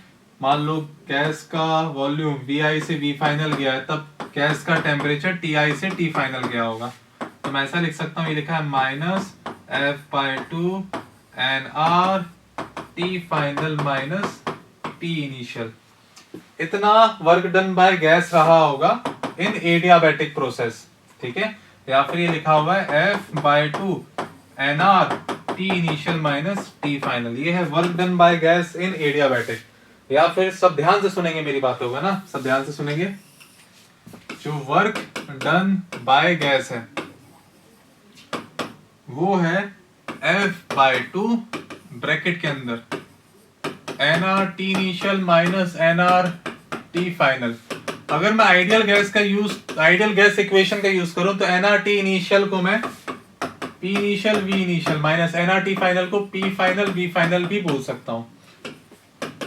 तो अगर एडियाबैटिक प्रोसेस की बात हो रही है और वर्क डन हमसे पूछा जाए, ठीक है, तो अगर टेम्परेचर बताया जाएगा तो मैं इसका यूज करूंगा, अगर प्रेशर और वॉल्यूम बताया जाएगा तो मैं इसका यूज करूंगा। क्या ये बात समझ में आ रही है? हाँ सर। ये सबको फील आ रहा है क्या कर रहे हैं? हाँ सर। ठीक है। अच्छा, और मैं बात करता हूं, सब ध्यान से सुने मेरी बात, होगा ना, बिल्कुल इंपॉर्टेंट बात है, मैं स्पीड में कर रहा हूं, बिल्कुल सटीक बातें कर रहा हूं, सब ध्यान से सुने, इंपॉर्टेंट बातें चल रही है। हमारे पास गामा की वैल्यू थी 1 + 2/f। इसका मतलब मैं ये भी बोल सकता था कि गामा -1 = 2/f। या फिर यहां से अगर वर्क डन को देखूं तो F/2 की जगह क्या मैं इसका उल्टा लिख सकता हूं, है या ना? हाँ सर। मैं ऐसा बोल सकता था, ये लिखा है P initial V initial minus P final V final upon gamma -1, या फिर P final V final minus P initial V initial upon 1 minus gamma. तो कई जगह आप इस तरह से भी लिखा हुआ देखोगे, work done by gas in adiabatic process. ठीक है, तो आपको ये सारी चीजें ध्यान में होनी चाहिए ताकि हम एग्जाम में कंफ्यूज ना हो। ठीक है, बुक्स में क्या होता है, कई बार ये लिखा रहता है, कई बार ये लिखा रहता है, कई बार ये लिखा रहता है ना। अगर मान लो क्वेश्चन में नंबर ऑफ मोल्स पता हो, ये पता हो कि गैस कौन सी है, और इनिशियल और फाइनल टेम्परेचर पता हो, तो मैं इसका यूज करके वर्क डन बाय गैस बता दूंगा। या फिर अगर मुझे गैस कौन सी है ये पता है और मुझे इनिशियल और फाइनल प्रेशर पता हो, तो मैं इसका यूज कर सकता हूं, है ना। Initial final pressure, initial final volume पता हो तो या तो इसका यूज कर लो या इसका यूज कर लो, किसी का भी यूज कर सकता हूं, है ना। अगर आपको गैस पता है तो आप डिग्री ऑफ फ्रीडम जज कर लोगे, यहां तक कि आप गामा भी जज कर लोगे, कोई दिक्कत नहीं है।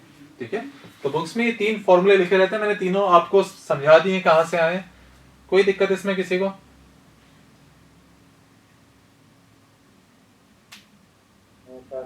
No sir. ठीक है, बोर्ड पे जो लिखा है एक बार इसको सब जल्दी से कॉपी कर लो, कॉपी हो जाए तो बता देना, आगे बढ़ूंगा ना।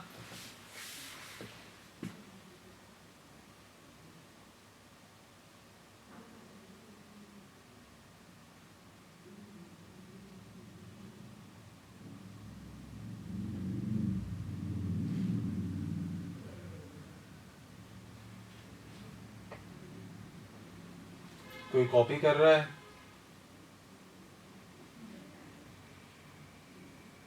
हो गया सर।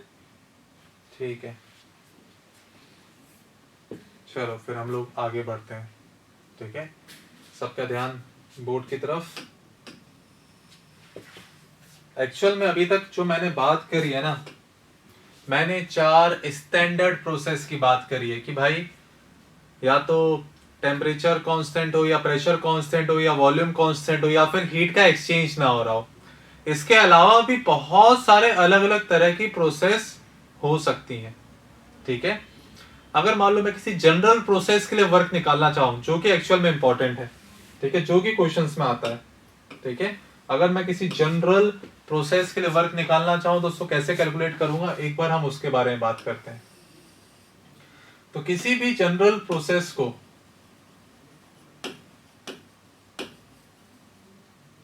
मैं PV⁴x कांस्टेंट इस तरह से लिख सकता हूं।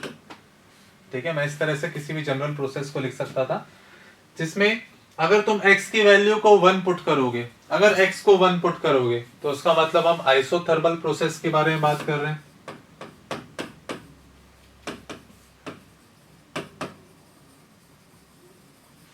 अगर x को तुम गामा पुट करोगे तो मतलब हम एडियाबैटिक प्रोसेस के बारे में बात कर रहे हैं। अगर तुम x को 0 पुट करोगे तो क्या मिलेगा, P बराबर कांस्टेंट है ना, V की पावर 0 तो 1 हो जाएगा।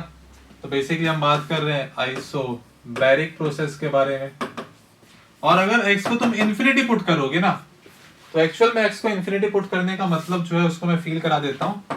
मान लो ऐसा लिखा हुआ है P इनिशियल की पावर इन्फिनिटी, और मैं प्रेशर डबल कर दूं, twice of P initial V final की पावर इन्फिनिटी है ना, और यहां से मैं वॉल्यूम फाइनल निकालना चाहूं तो volume final will be V infinity की डिवाइडेड बाय 2 की पावर 1 बाय इन्फिनिटी।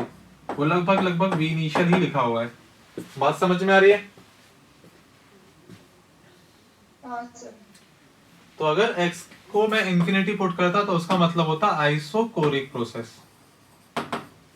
और x को अगर इन 4 वैल्यूज के अलावा कुछ और पुट कर दूंगा तो कोई और प्रोसेस हो रही होगी, कोई स्टैंडर्ड प्रोसेस नहीं है, वो रटा रटाया उसका कोई रिजल्ट नहीं है, पर वो हो रही होगी, और उसके लिए भी वर्क डन हमसे पूछा जा सकता है। ठीक है, कोई जनरल प्रोसेस हो रही हो, x की वैल्यू कुछ भी हो सकती है, उसके लिए अगर हम वर्क निकालना चाहूं तो देखो बड़े आसानी से हम लोग याद कर सकते हैं। वर्क डन जो एडियाबैटिक में थी, अगर पीवी की पावर गामा कांस्टेंट था तो याद करो जो वर्क डन निकल के आया था वो आया था P final V final minus P initial V initial upon 1 minus gamma. उसी तरह से अगर पीवी की पावर एक्स कांस्टेंट है तो क्या उस केस में वर्क डन आना चाहिए P final V final minus P initial V initial upon 1 minus X. हाँ या ना? ये बात समझ में आ रही है? तो किसी जनरल प्रोसेस के लिए वर्क डन मैं ऐसे लिखूंगा, या फिर P फाइनल V फाइनल को मैं NR T फाइनल बोल सकता हूं, P इनिशियल V इनिशियल को NR T इनिशियल बोल सकता हूं, या फिर NR delta T upon 1 minus x. तो अगर कोई जनरल प्रोसेस की बात हो रही है तो रिजल्ट हम याद रखेंगे, इंपॉर्टेंट रिजल्ट है। क्लियर है सबको? हाँ सर। चलो भाई एक बार जल्दी से कॉपी करो, फिर हम लोग वापस अपनी स्लाइड्स पे आएंगे, क्वेश्चंस डिस्कस करेंगे जल्दी जल्दी खटाखट। बिल्कुल हो गया सर। ये समझ में तो आ रहा है ना सबको? हाँ सर। ठीक है, मैं स्पीड में रिवाइज करवा दे रहा हूँ बिल्कुल क्या क्या हो रहा था यहाँ पर, बिना टाइम वेस्ट किए एकदम स्पीड में अपन चल रहे हैं। चलो आगे बढ़ो। हो गया है, सबने कॉपी कर लिया है? हाँ सर। ठीक है ना, तो हम लोग वापस आते हैं अपनी स्लाइड पर। यहाँ पर बोला गया है कि भाई हमारे पास P बाय V की पावर 2 ये कांस्टेंट है, ये हमसे बोला गया था। तो इसका मतलब P V की पावर -2 कांस्टेंट है, मतलब x की जो वैल्यू है वो -2 आ गई। इस केस में वर्क डन निकालना था, उसको मैं NR delta T upon 1 minus x बोल सकता हूँ, या फिर NR और डेल्टा T मतलब T फाइनल जो कि T2 है माइनस T इनिशियल जो कि T1 है अपॉन 1 माइनस एक्स, और x की वैल्यू भी -2 है तो लिखा हुआ है NR T2 minus T1 bye 3, और 1 मोल ऑफ गैस के बारे में बात हो रही है तो n की वैल्यू 1। तो क्या यहां से आंसर आ गया है? कहानी समझ में आई? क्या कर रहे हैं? कोई भी अगर रैंडम प्रोसेस लिखी हुई हो तो उसको मैं इस फॉर्मेट में लिखने की कोशिश करूंगा, पीवी की पावर एक्स बराबर कांस्टेंट, और एक बार एक्स मिल गया तो वैल्यू पुट करनी बची है, बस उससे आंसर आ जाएगा। ठीक है, कुछ खास इसमें दम नहीं है, हम फालतू में बस कंफ्यूज होते रहते हैं, परेशान होते रहते हैं। ठीक है, तो आगे बढ़ो। ठीक है, किसी को अगर कोई पार्ट समझ में नहीं आ रहा है तो पूछ सकते हो, नहीं तो आगे बढ़ेंगे ना। चलो भाई आगे बढ़ते हैं। ठीक है, कंसिडर द प्रोसेस ऑफ, ठीक एक बार इसके बारे में बात कर लेते हैं। हमारे पास मान लो एक कर्व है पीवी कर्व,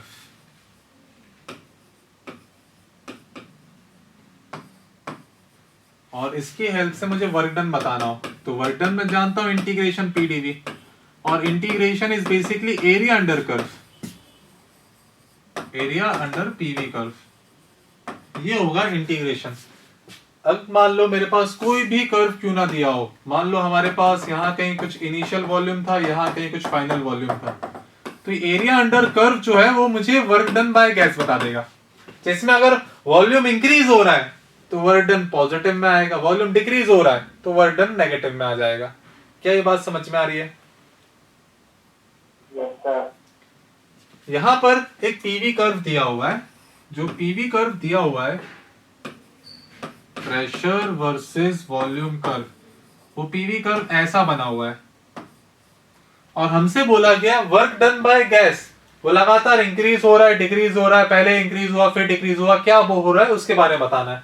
तो मुझे बताओ अगर गैस यहां से यहां जा रही है तो एरिया अंडर कर्व क्या वो लगातार इंक्रीज होते जा रहा है?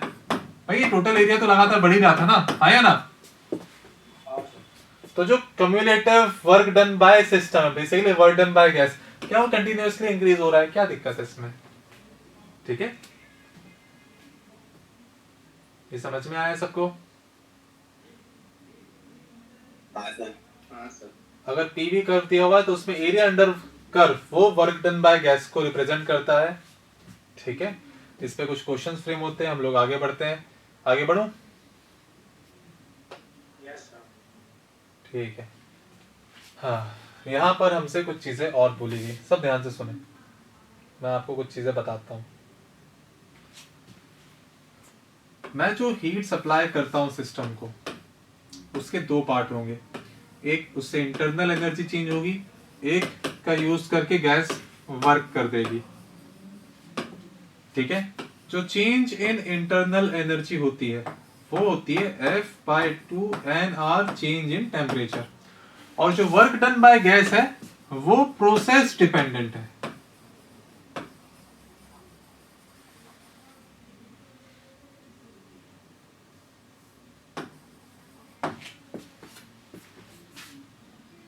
स्पेलिंग सही लिख रहा हूं मैं डिपेंडेंट की? आएगा सर।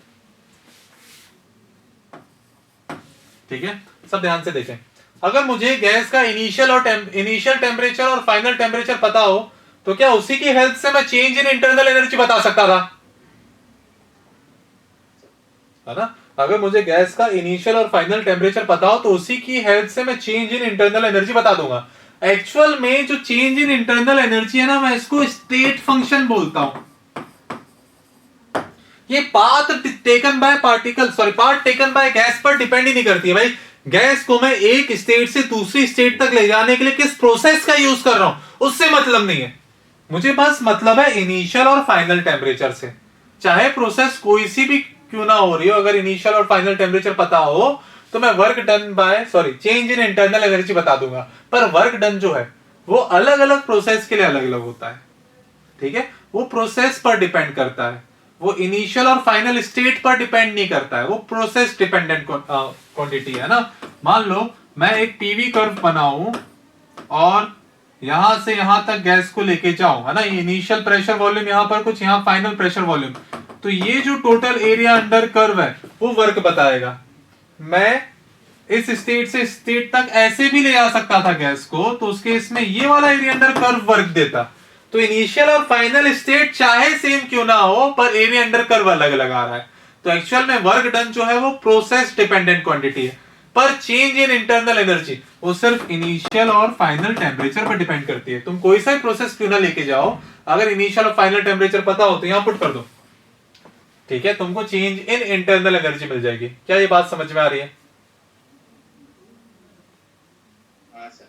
अब देखो, डेल्टा यू प्रोसेस डिपेंडेंट है, work done by gas, delta U state function है, वो प्रोसेस के इंडिपेंडेंट है ना, work done by gas process dependent है।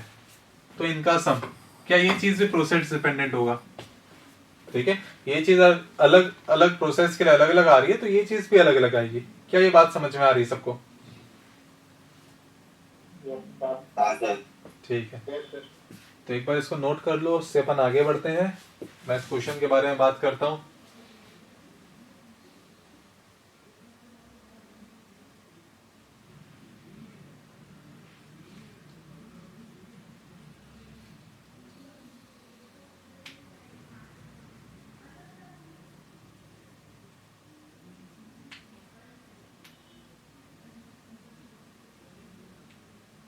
हो गया, आगे बढ़े,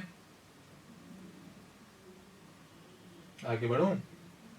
हाँ सर। हाँ सर। अब देखो यहाँ पर ना एक कर्व प्लॉट कर दिया गया, एक कर्व प्लॉट किया गया इस तरह से।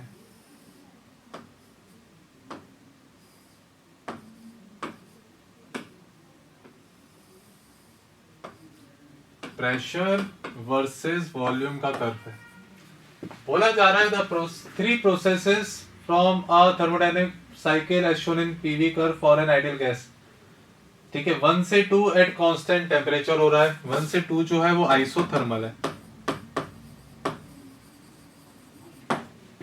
2 से 3 कांस्टेंट वॉल्यूम पर हो रहा है, ये आइसोकोरिक है। और 3 से 1 जो है वो एडियाबैटिक है।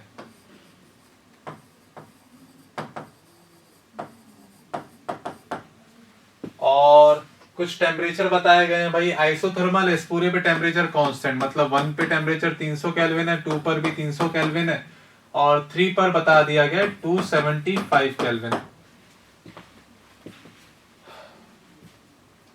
ठीक, अब देखो ये एक साइक्लिक प्रोसेस है। अगर मैं एक कंप्लीट साइकिल की बात करूं, फॉर कंप्लीट साइकिल, तो क्या कंप्लीट साइकिल में इनिशियल और फाइनल टेम्परेचर वापस सेम हो जाएगा? अगर गैस यहां पर थी और मैं साइक्लिंग प्रोसेस के थ्रू गैस को वापस यहीं पे ले आता हूं, तो क्या इनिशियल और फाइनल टेम्परेचर सेम है? आया ना? हाँ सर। तो एक कंप्लीट साइकिल के लिए जो चेंज इन इंटरनल एनर्जी होती है वो 0 होती है, और जो वर्क डन बाय गैस होता है ना, वो होता है ये एरिया अंडर लूप। सोचो, जब गैस 1 से 2 की तरफ जा रही होगी, सब ध्यान से सुनेंगे मेरी बातों को, है ना? जब गैस 1 से 2 की तरफ जा रही है, तब क्या गैस ने इतना पूरा वर्क किया होगा, W1, जब गैस 1 से 2 की तरफ जा रही है, हाँ या ना? हाँ सर। ठीक है। और जब गैस 3 से 1 की तरफ आ रही है, तो क्या गैस ने इतना वर्क किया है, लाल वाला, हाँ या ना? हाँ सर। ठीक है। 2 से 3 में एरिया अंडर कर्व है ही नहीं, वो आइसोकोरिक प्रोसेस है, वहां पर वर्क मिला ही नहीं होगा। 1 से 2 में वॉल्यूम इंक्रीज किया, इतना पूरा वर्क गैस ने किया था। 3 से 1 में वॉल्यूम डिक्रीज कर रहा है, लाल वाला वर्क गैस ने किया है। 1 से 2 में अगर वॉल्यूम इंक्रीज किया है, तो work done by gas positive होगा या नेगेटिव होगा?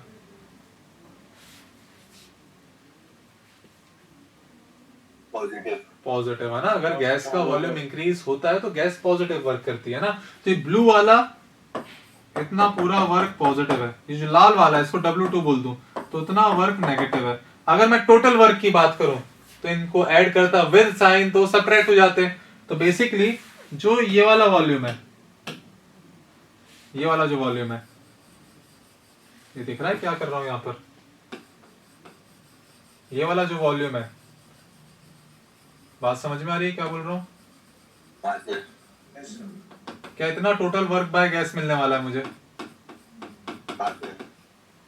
ठीक है। और अगर प्रोसेस ऐसी हो रही है, ऐसी प्रोसेस मतलब क्लॉकवाइज, तो क्या वर्क डन पॉजिटिव में रहा होगा, टोटल वर्क डन?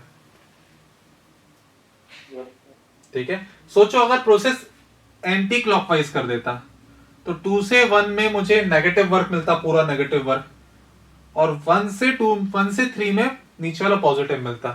तो अगर मैं एक साइक्लिक प्रोसेस की बात कर रहा हूं, है ना, अगर मैं एक साइक्लिक प्रोसेस की बात कर रहा हूं, तो उस केस में वर्क डन बाय गैस होता है एरिया अंडर लूप, है ना। लूप के अंदर जो एरिया है वो वर्क डन बाय गैस होता है ना, पूरी कंप्लीट साइकिल के लिए, फॉर कंप्लीट साइकिल। और अगर साइक्लिक प्रोसेस क्लॉकवाइज है, क्लॉकवाइज, तो वर्क डन पॉजिटिव होता है, और अगर एंटी क्लॉकवाइज है तो वर्क डन नेगेटिव होता है। ठीक है। हम पीवी कर्व की बात कर रहे हैं, क्या ये बात समझ में आ रही है सबको?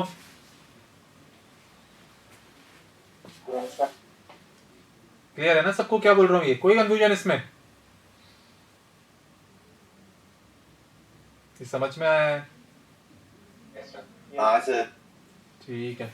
अच्छा, तो अब हम लोग वापस से क्वेश्चन पर आते हैं और समझते हैं क्वेश्चन में हमसे क्या पूछा जा रहा है। हमने यहाँ पर काफी चीजें समझ ली हैं। इस तरह से प्रोसेस बताया गया, 1 से 2 से 3 से वापस 1, है ना, प्रेशर वॉल्यूम। चल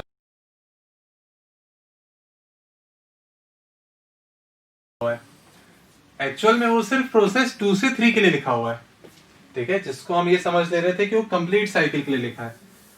ठीक है, हमसे बोला गया 2 से 3 जो है वो कांस्टेंट वॉल्यूम पर हो रही है। उस केस में जो U है वो डेल्टा U, Q जो है delta U plus work done के बराबर रहा होगा। 2 से 3 में वर्क डन 0 होगा क्योंकि कांस्टेंट वॉल्यूम पे हुआ है। और 40 जूल सिस्टम को लीव करिए तो एक्चुअल में हीट का एक्सचेंज -40 है। ठीक है, तो जो डेल्टा U है, चेंज इन इंटरनल एनर्जी, वो -40 के बराबर है, जो कि एक्चुअल में F/2 NR डेल्टा T के बराबर होगा। तो यहां से डेल्टा T अगर मैं देखूं तो हमारे पास फाइनल टेम्परेचर 275 है, इनिशियल टेम्परेचर 300 है। तो हमारे पास ये जो लिखा हुआ है -40 is equals to F/2 NR into -25। तो यहां से मैं F/2 NR की वैल्यू निकाल दूंगा। ये वैल्यू रही होगी 40/25। क्या ये बात समझ में आई है सबको? हाँ सर। ठीक है, और 3 से 1 जो है, 3 से 1 एडियाबैटिक प्रोसेस है, उस केस में वर्क डन को मैं F/2 NR T initial minus T final ये बोल सकता था। थोड़ी देर पहले हमने देखा है एडियाबैटिक प्रोसेस के लिए मैं वर्क डन को ऐसे भी लिख सकता हूं। बात समझ में आ रही है? हाँ सर। F/2 NR की वैल्यू वहां से मुझे मिल गई 40/25 और 3 से मैं 1 जा रहा हूं। तो भाई हमारे पास इनिशियल टेम्परेचर 275 है माइनस फाइनल टेम्परेचर 300 है। तो भाई ये अपने पास आ जाएगा -40 जूल। तो अपना आंसर -40 जूल आएगा। बात समझ में आई है? हाँ सर। ठीक है, तो यहाँ पर प्रोसेस 2 से 3 में बोला गया था कि जो हीट है वो सिस्टम से रिलीज हुई है। सिस्टम को हीट देने की जगह सिस्टम ने हीट रिजेक्ट कर दी है 40 जूल। तो 2 से 3 के लिए जो डेल्टा U है वो -40 और 2 से 3 जो था वो था आइसोकोरिक प्रोसेस, उसमें वर्क डन 0 रहा होगा। समझ में आ गई बात सबको? ये हाँ सर। आगे बढ़े? ठीक है भाई, है ना, थोड़ा सा लैंग्वेज में उलझ गए थे अपन लोग। तुम लोग आगे बढ़ते हैं। अगला क्वेश्चन तो ये पिछले क्वेश्चन पे ही बेस्ड है। हमसे बोला गया है कि भाई 1 से 2 कांस्टेंट टेम्परेचर पे हो रहा है, 2 से 3 कांस्टेंट वॉल्यूम से हो रहा है, 3 से 1 एडियाबैटिक है। During the complete cycle the total amount of work done is 10 joule. अब कंप्लीट साइकिल की बात हुई, पिछले क्वेश्चन पे ही बेस्ड है ये। तो वर्क डन कंप्लीट साइकिल में जो है, फुल साइकिल, वो बोला गया है 10 जूल। ठीक है, अपन फिर से वो कर्व प्लॉट कर लेते हैं। टीवी कर्व है, इस तरह से दिख रहा था वो अपन को। ठीक है, तो हमारे पास जो फुल साइकिल में वर्क है वो है 10 जूल। ड्यूरिंग प्रोसेस 2 से 3 the internal energy decreases by 20 joule. इसमें जो इंटरनल एनर्जी है उसमें डिक्रीज आ रहा है 20 जूल।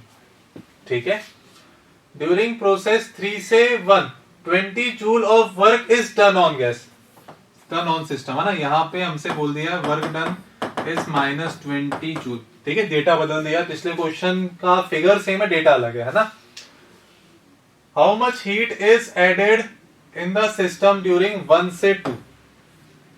ठीक है, तो एक बार हम लोग इस चीज के बारे में बात कर लेते हैं। अगर मैं 1 से 2 के बारे में बात करूं तो 1 से 2 जो है उसमें टेम्परेचर कांस्टेंट था, वो आइसोथर्मल है। तो उसके इसमें चेंज इन इंटरनल एनर्जी 0 होगी। उसके इसमें जो भी मैं हीट सप्लाई कर रहा हूं वो वर्क डन में जा रहा होगा, और यहां पर हीट कितनी सप्लाई कर रही है हमको वो निकालना है। ठीक है, मुझे टोटल वर्क डन पता है 10 जूल। ठीक है, टोटल वर्क डन जो रहा होगा वो रहा होगा वर्क डन जो 1 से 3 में और जो 3 से 1 में है ना। तो एक चीज सोचो, 1 से 2 में वर्क डन कुछ हो रहा है, मान लो वो x है, तो एक्चुअल में x -20 है ना। यहां से यहां तक में वर्क x हो रहा है, यहां से यहां पे वर्क -20 हो रहा है। तो x -20 ये टोटल वर्क है जो कि 10 दिया हुआ है। तो क्या यहां से x की वैल्यू 30 आ जाएगी? बात समझ में आई है? हाँ सर। तो 1 से 2 में जो मैंने हीट सप्लाई करी होगी क्या वो 30 जूल के बराबर करी होगी? हाँ सर। कोई डाउट इसमें? कोई दिक्कत? ठीक है भाई, है ना। तो आगे बढ़ते हैं, इसको सब एक बार घर में अटेम्प्ट करना खुद से। यहाँ पर हमसे कुछ और बातें बोली गई हैं, फिर से ग्राफ पे बेस्ड क्वेश्चन है। इस तरह से कर्व बना दिया गया है, प्रेशर और वॉल्यूम का कर्व है।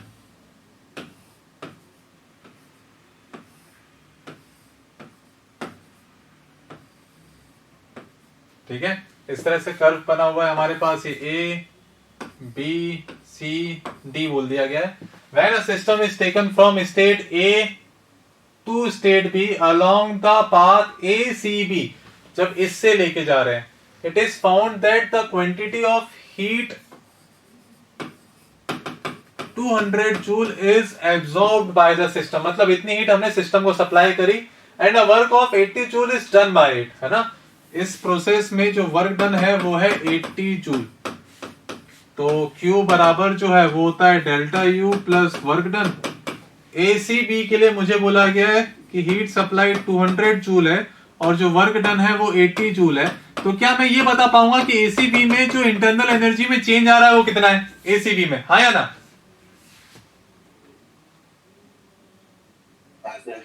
ये समझ में आ रहा है तुम लोगों को क्या बोल रहा हूं?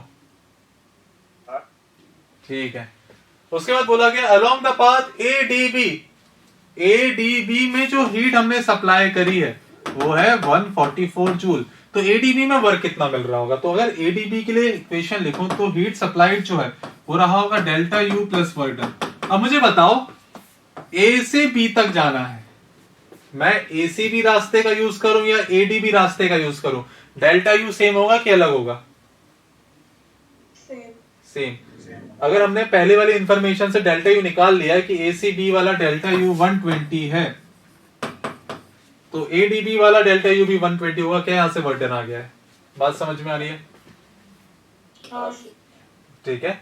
तो इस तरह से हम क्वेश्चन को कर सकते हैं। ऐसा बहुत कुछ खास इसमें डिफिकल्ट नहीं होता। अगर हम कुछ छोटी छोटी बातों को ध्यान में रखें तो हम इजीली इन क्वेश्चंस को सॉल्व कर सकते हैं। बात समझ में आ रही है सबको? ठीक है, तो आगे बढ़ते हैं। ये है इन द अबव क्वेश्चन, आप लोग इसको अटेम्प्ट करना। ये भी पिछले ग्राफ पे बेस्ड है, ये भी उसी ग्राफ पे बेस्ड है ना। तो मैं शीट आज इसे आपके ग्रुप पे भेज दूंगा, आप लोग इसको अटेम्प्ट करना। ठीक है, यहाँ पर भी ग्राफ पे बेस्ड क्वेश्चन है, आप लोग इसको कर सकते हो, पीटी कर दिया हुआ है। ठीक, हम इसके बारे में बात कर लेते हैं। यहाँ पर बात हो रही एफिशिएंसी की। तो किसी भी हीट साइकिल की जो एफिशिएंसी होती है, एफिशिएंसी होती है work done by gas divided by heat supplied to the system into 100, इतना परसेंट एफिशिएंसी होती है ना। यहाँ पे 0 पॉइंट में आंसर दिया हुआ है, बेसिकली हमसे ये चीज बोली गई है बस। ठीक है, work done by heat supplied to system हमसे निकालने के लिए बोला गया है।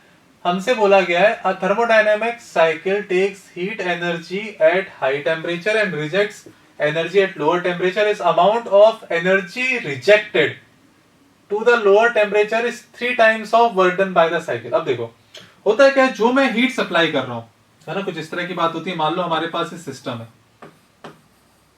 ठीक है, हमारे पास ये सोर्स है, सोर्स का टेम्परेचर मान लो T1 है, ये हमारे पास जो है सिंक है, इसका टेम्परेचर T2 है। मान लो सोर्स से मैंने सिस्टम को Q एनर्जी दी, तो इसका कुछ सिस्टम वर्क करता है और कुछ जो है वो हीट में रिजेक्ट हो जाता है। मान लो इसको Q1 इसको Q2 बोल दो। तो एक्चुअल में जो इफिशियंसी है वो होती है work done upon heat supplied into 100%। ठीक है, या फिर अगर फ्रैक्शन में दिया हुआ है 0 पॉइंट समथिंग दिया हुआ तो ये एफिशिएंसी होती है। ठीक है, जिससे मैं ऐसा बोल सकता हूँ Q1 जो मैं हीट सप्लाई कर रहा हूँ उसके 2 टुकड़े हो रहे हैं, वर्क डन प्लस Q2 के बराबर।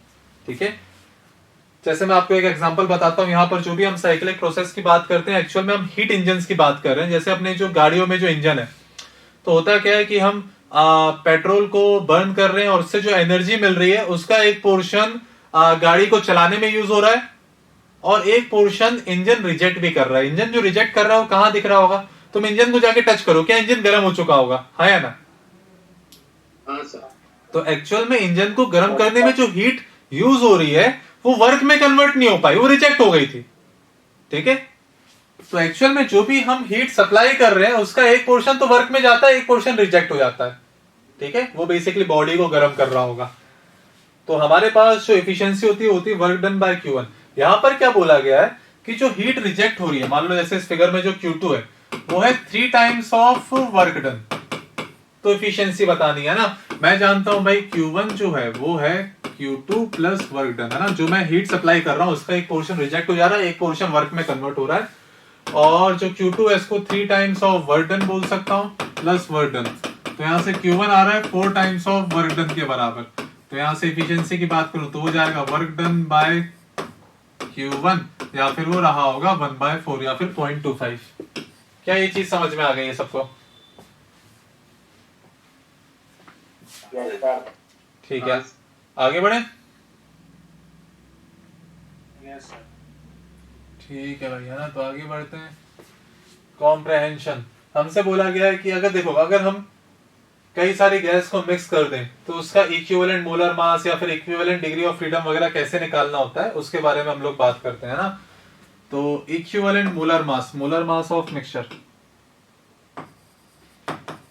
उसको हम निकालते हैं भाई। N1 मोल्स अगर किसी गैस के हैं तो N1 इंटू उसका molar mass plus N2 into दूसरी गैस का मोलर मास, ऐसी जितनी भी गैसेस है उनके लिए प्रोडक्ट लिखो और डिवाइड कर दो टोटल नंबर ऑफ मोल्स से, तो तुमको मोलर मास ऑफ मिक्सचर मिल जाता है।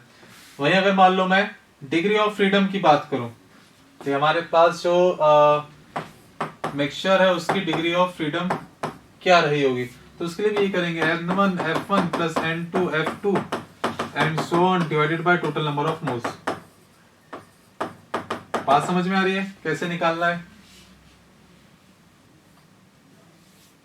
हाँ या ना? हाँ सर। इसी तरह से मान लो अगर मैं CV ऑफ मिक्सचर की बात करूं, है ना।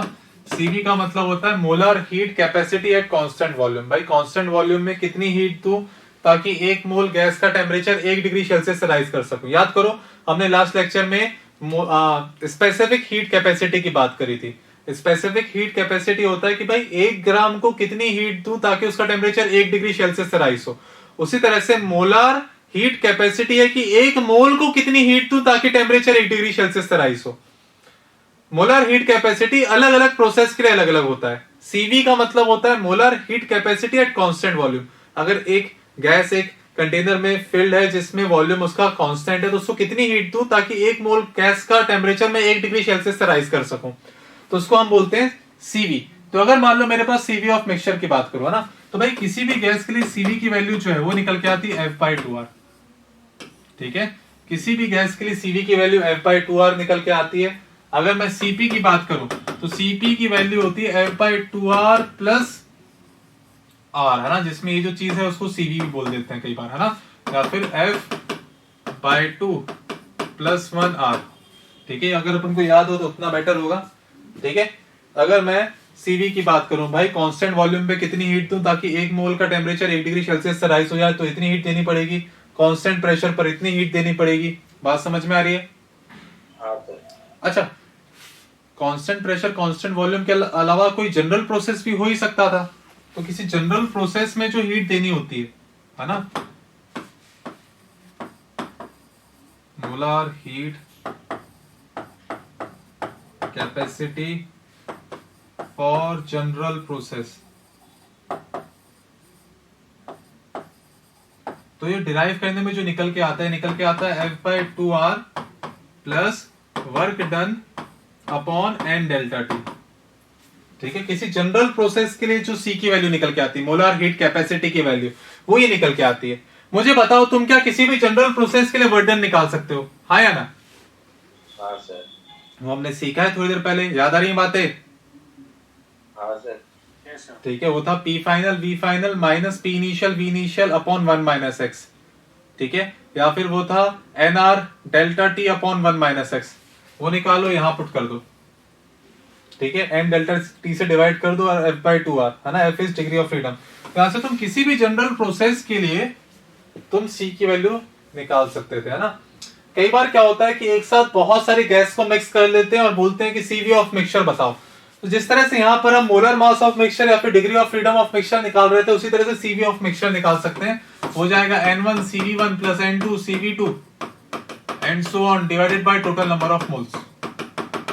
इसी तरह से अगर कई बार हमसे बोला जाए कि सीपी ऑफ मिक्सचर बताओ, तो हो जाएगा N1 CP1 plus N2 CP2 and so on divided by total number of moles.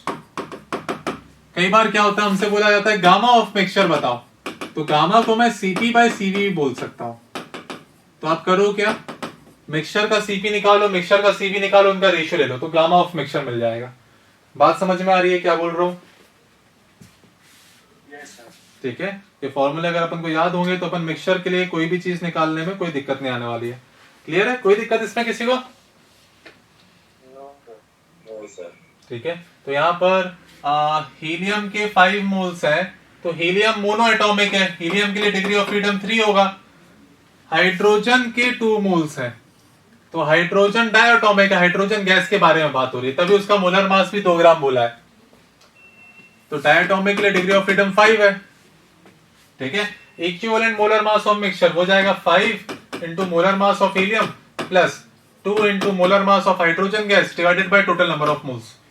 ये equivalent molar mass of mixture हो गया। इक्विवेलेंट डिग्री ऑफ फ्रीडम, तो हीलियम के लिए हो जाएगा वो 5 इंटू हीलियम की degree of freedom plus hydrogen के 2 मोल्स इंटू हाइड्रोजन की degree of freedom by total number of moles. ये इक्विवेलेंट डिग्री ऑफ फ्रीडम हो गई। बात क्लियर है क्या बोल रहा हूं? हाँ सर। ठीक, बोर्ड पे जो कुछ भी लिखा है एक बार इसको जल्दी से कॉपी कर लो, आगे बढ़ते हैं। किसी को अगर कोई पार्ट समझ में नहीं आया तो बोल सकते हो।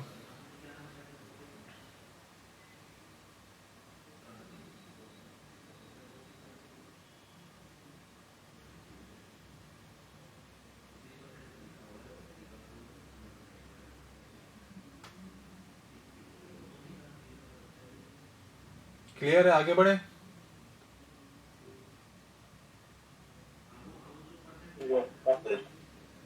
ठीक है, सबने कॉपी कर लिया है, नोट कर लिया है सारी चीजें? ठीक है, तो आगे बढ़ते हैं। यहाँ पे बोला गया है, अब देखो हमको एक प्रोसेस बता दी गई है। प्रोसेस है P/T कांस्टेंट है और हीट सप्लाइड निकालो। तो हीट सप्लाइड को मैं बोल सकता हूं work done, sorry change in internal energy plus work done. Change in internal energy वो सिंपली होगा F/2 NR डेल्टा T।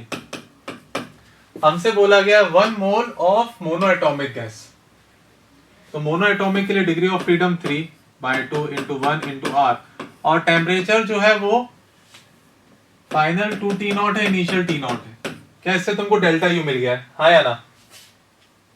हाँ सर। अब मुझे बताओ, अगर तुम वर्क डन निकाल पाए तो हीट सप्लाइड मिल जाएगा कि नहीं? हाँ सर। और वर्क डन निकालने के लिए मैं यूज करूंगा जो अपन ने जनरल प्रोसेस के लिए निकाला था। अब देखो यहाँ पर टेम्परेचर के बारे में बताया गया है, अगर टेम्परेचर के बारे में बताया जा रहा है तो यूज कर लूंगा NR delta T upon 1 minus x. मैं इस रिजल्ट का यूज करके work done in general process निकाल लूंगा ना। यहाँ पर बोला गया कि P T की पावर -1 इज कांस्टेंट।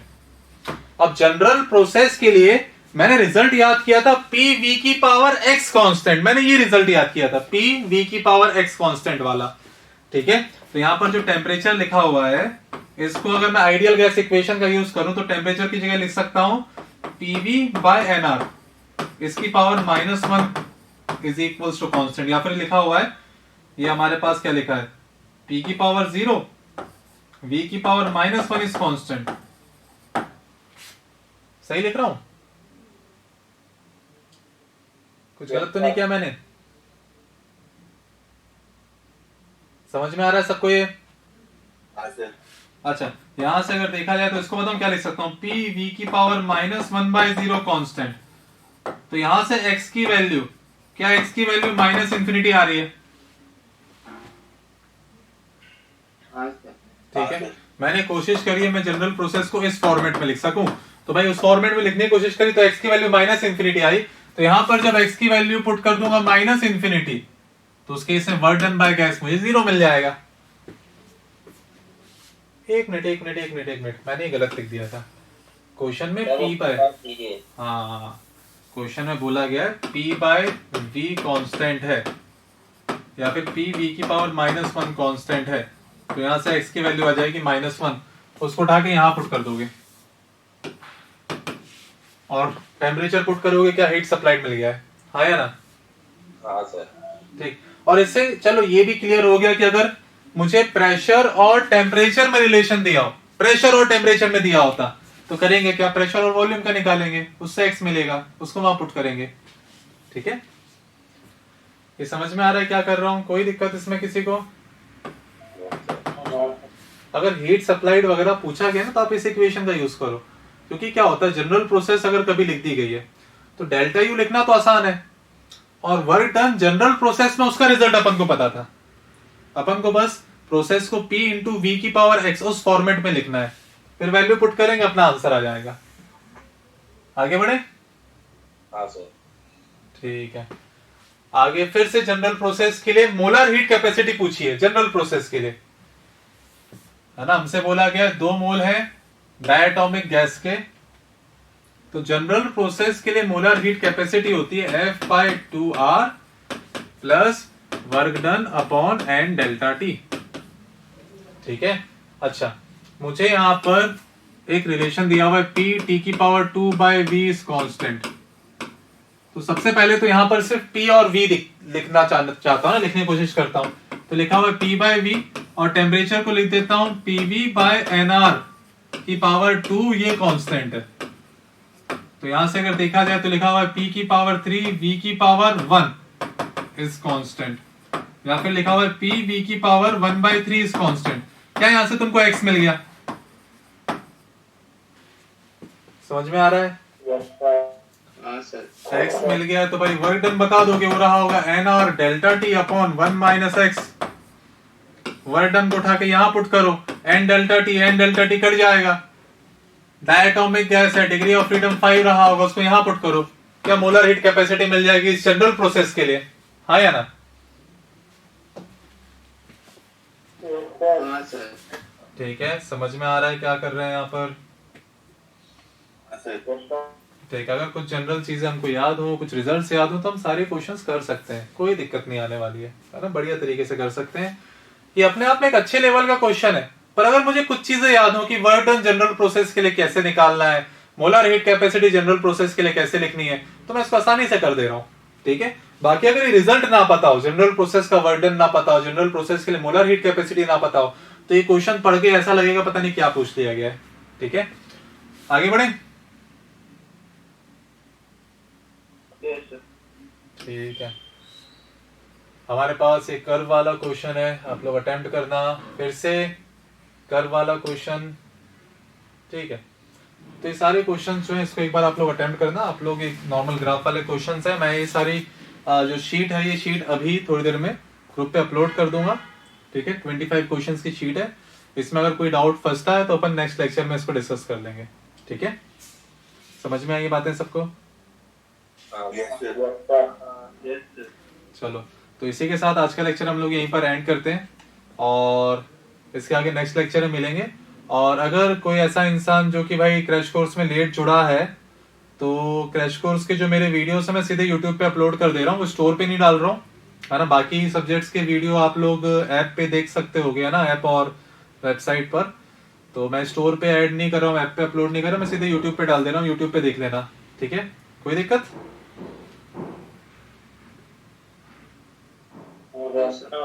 चलो ठीक है, तो आज का लेक्चर यहीं खत्म करते हैं। ठीक है, thank you. Thank you sir. Thank you sir.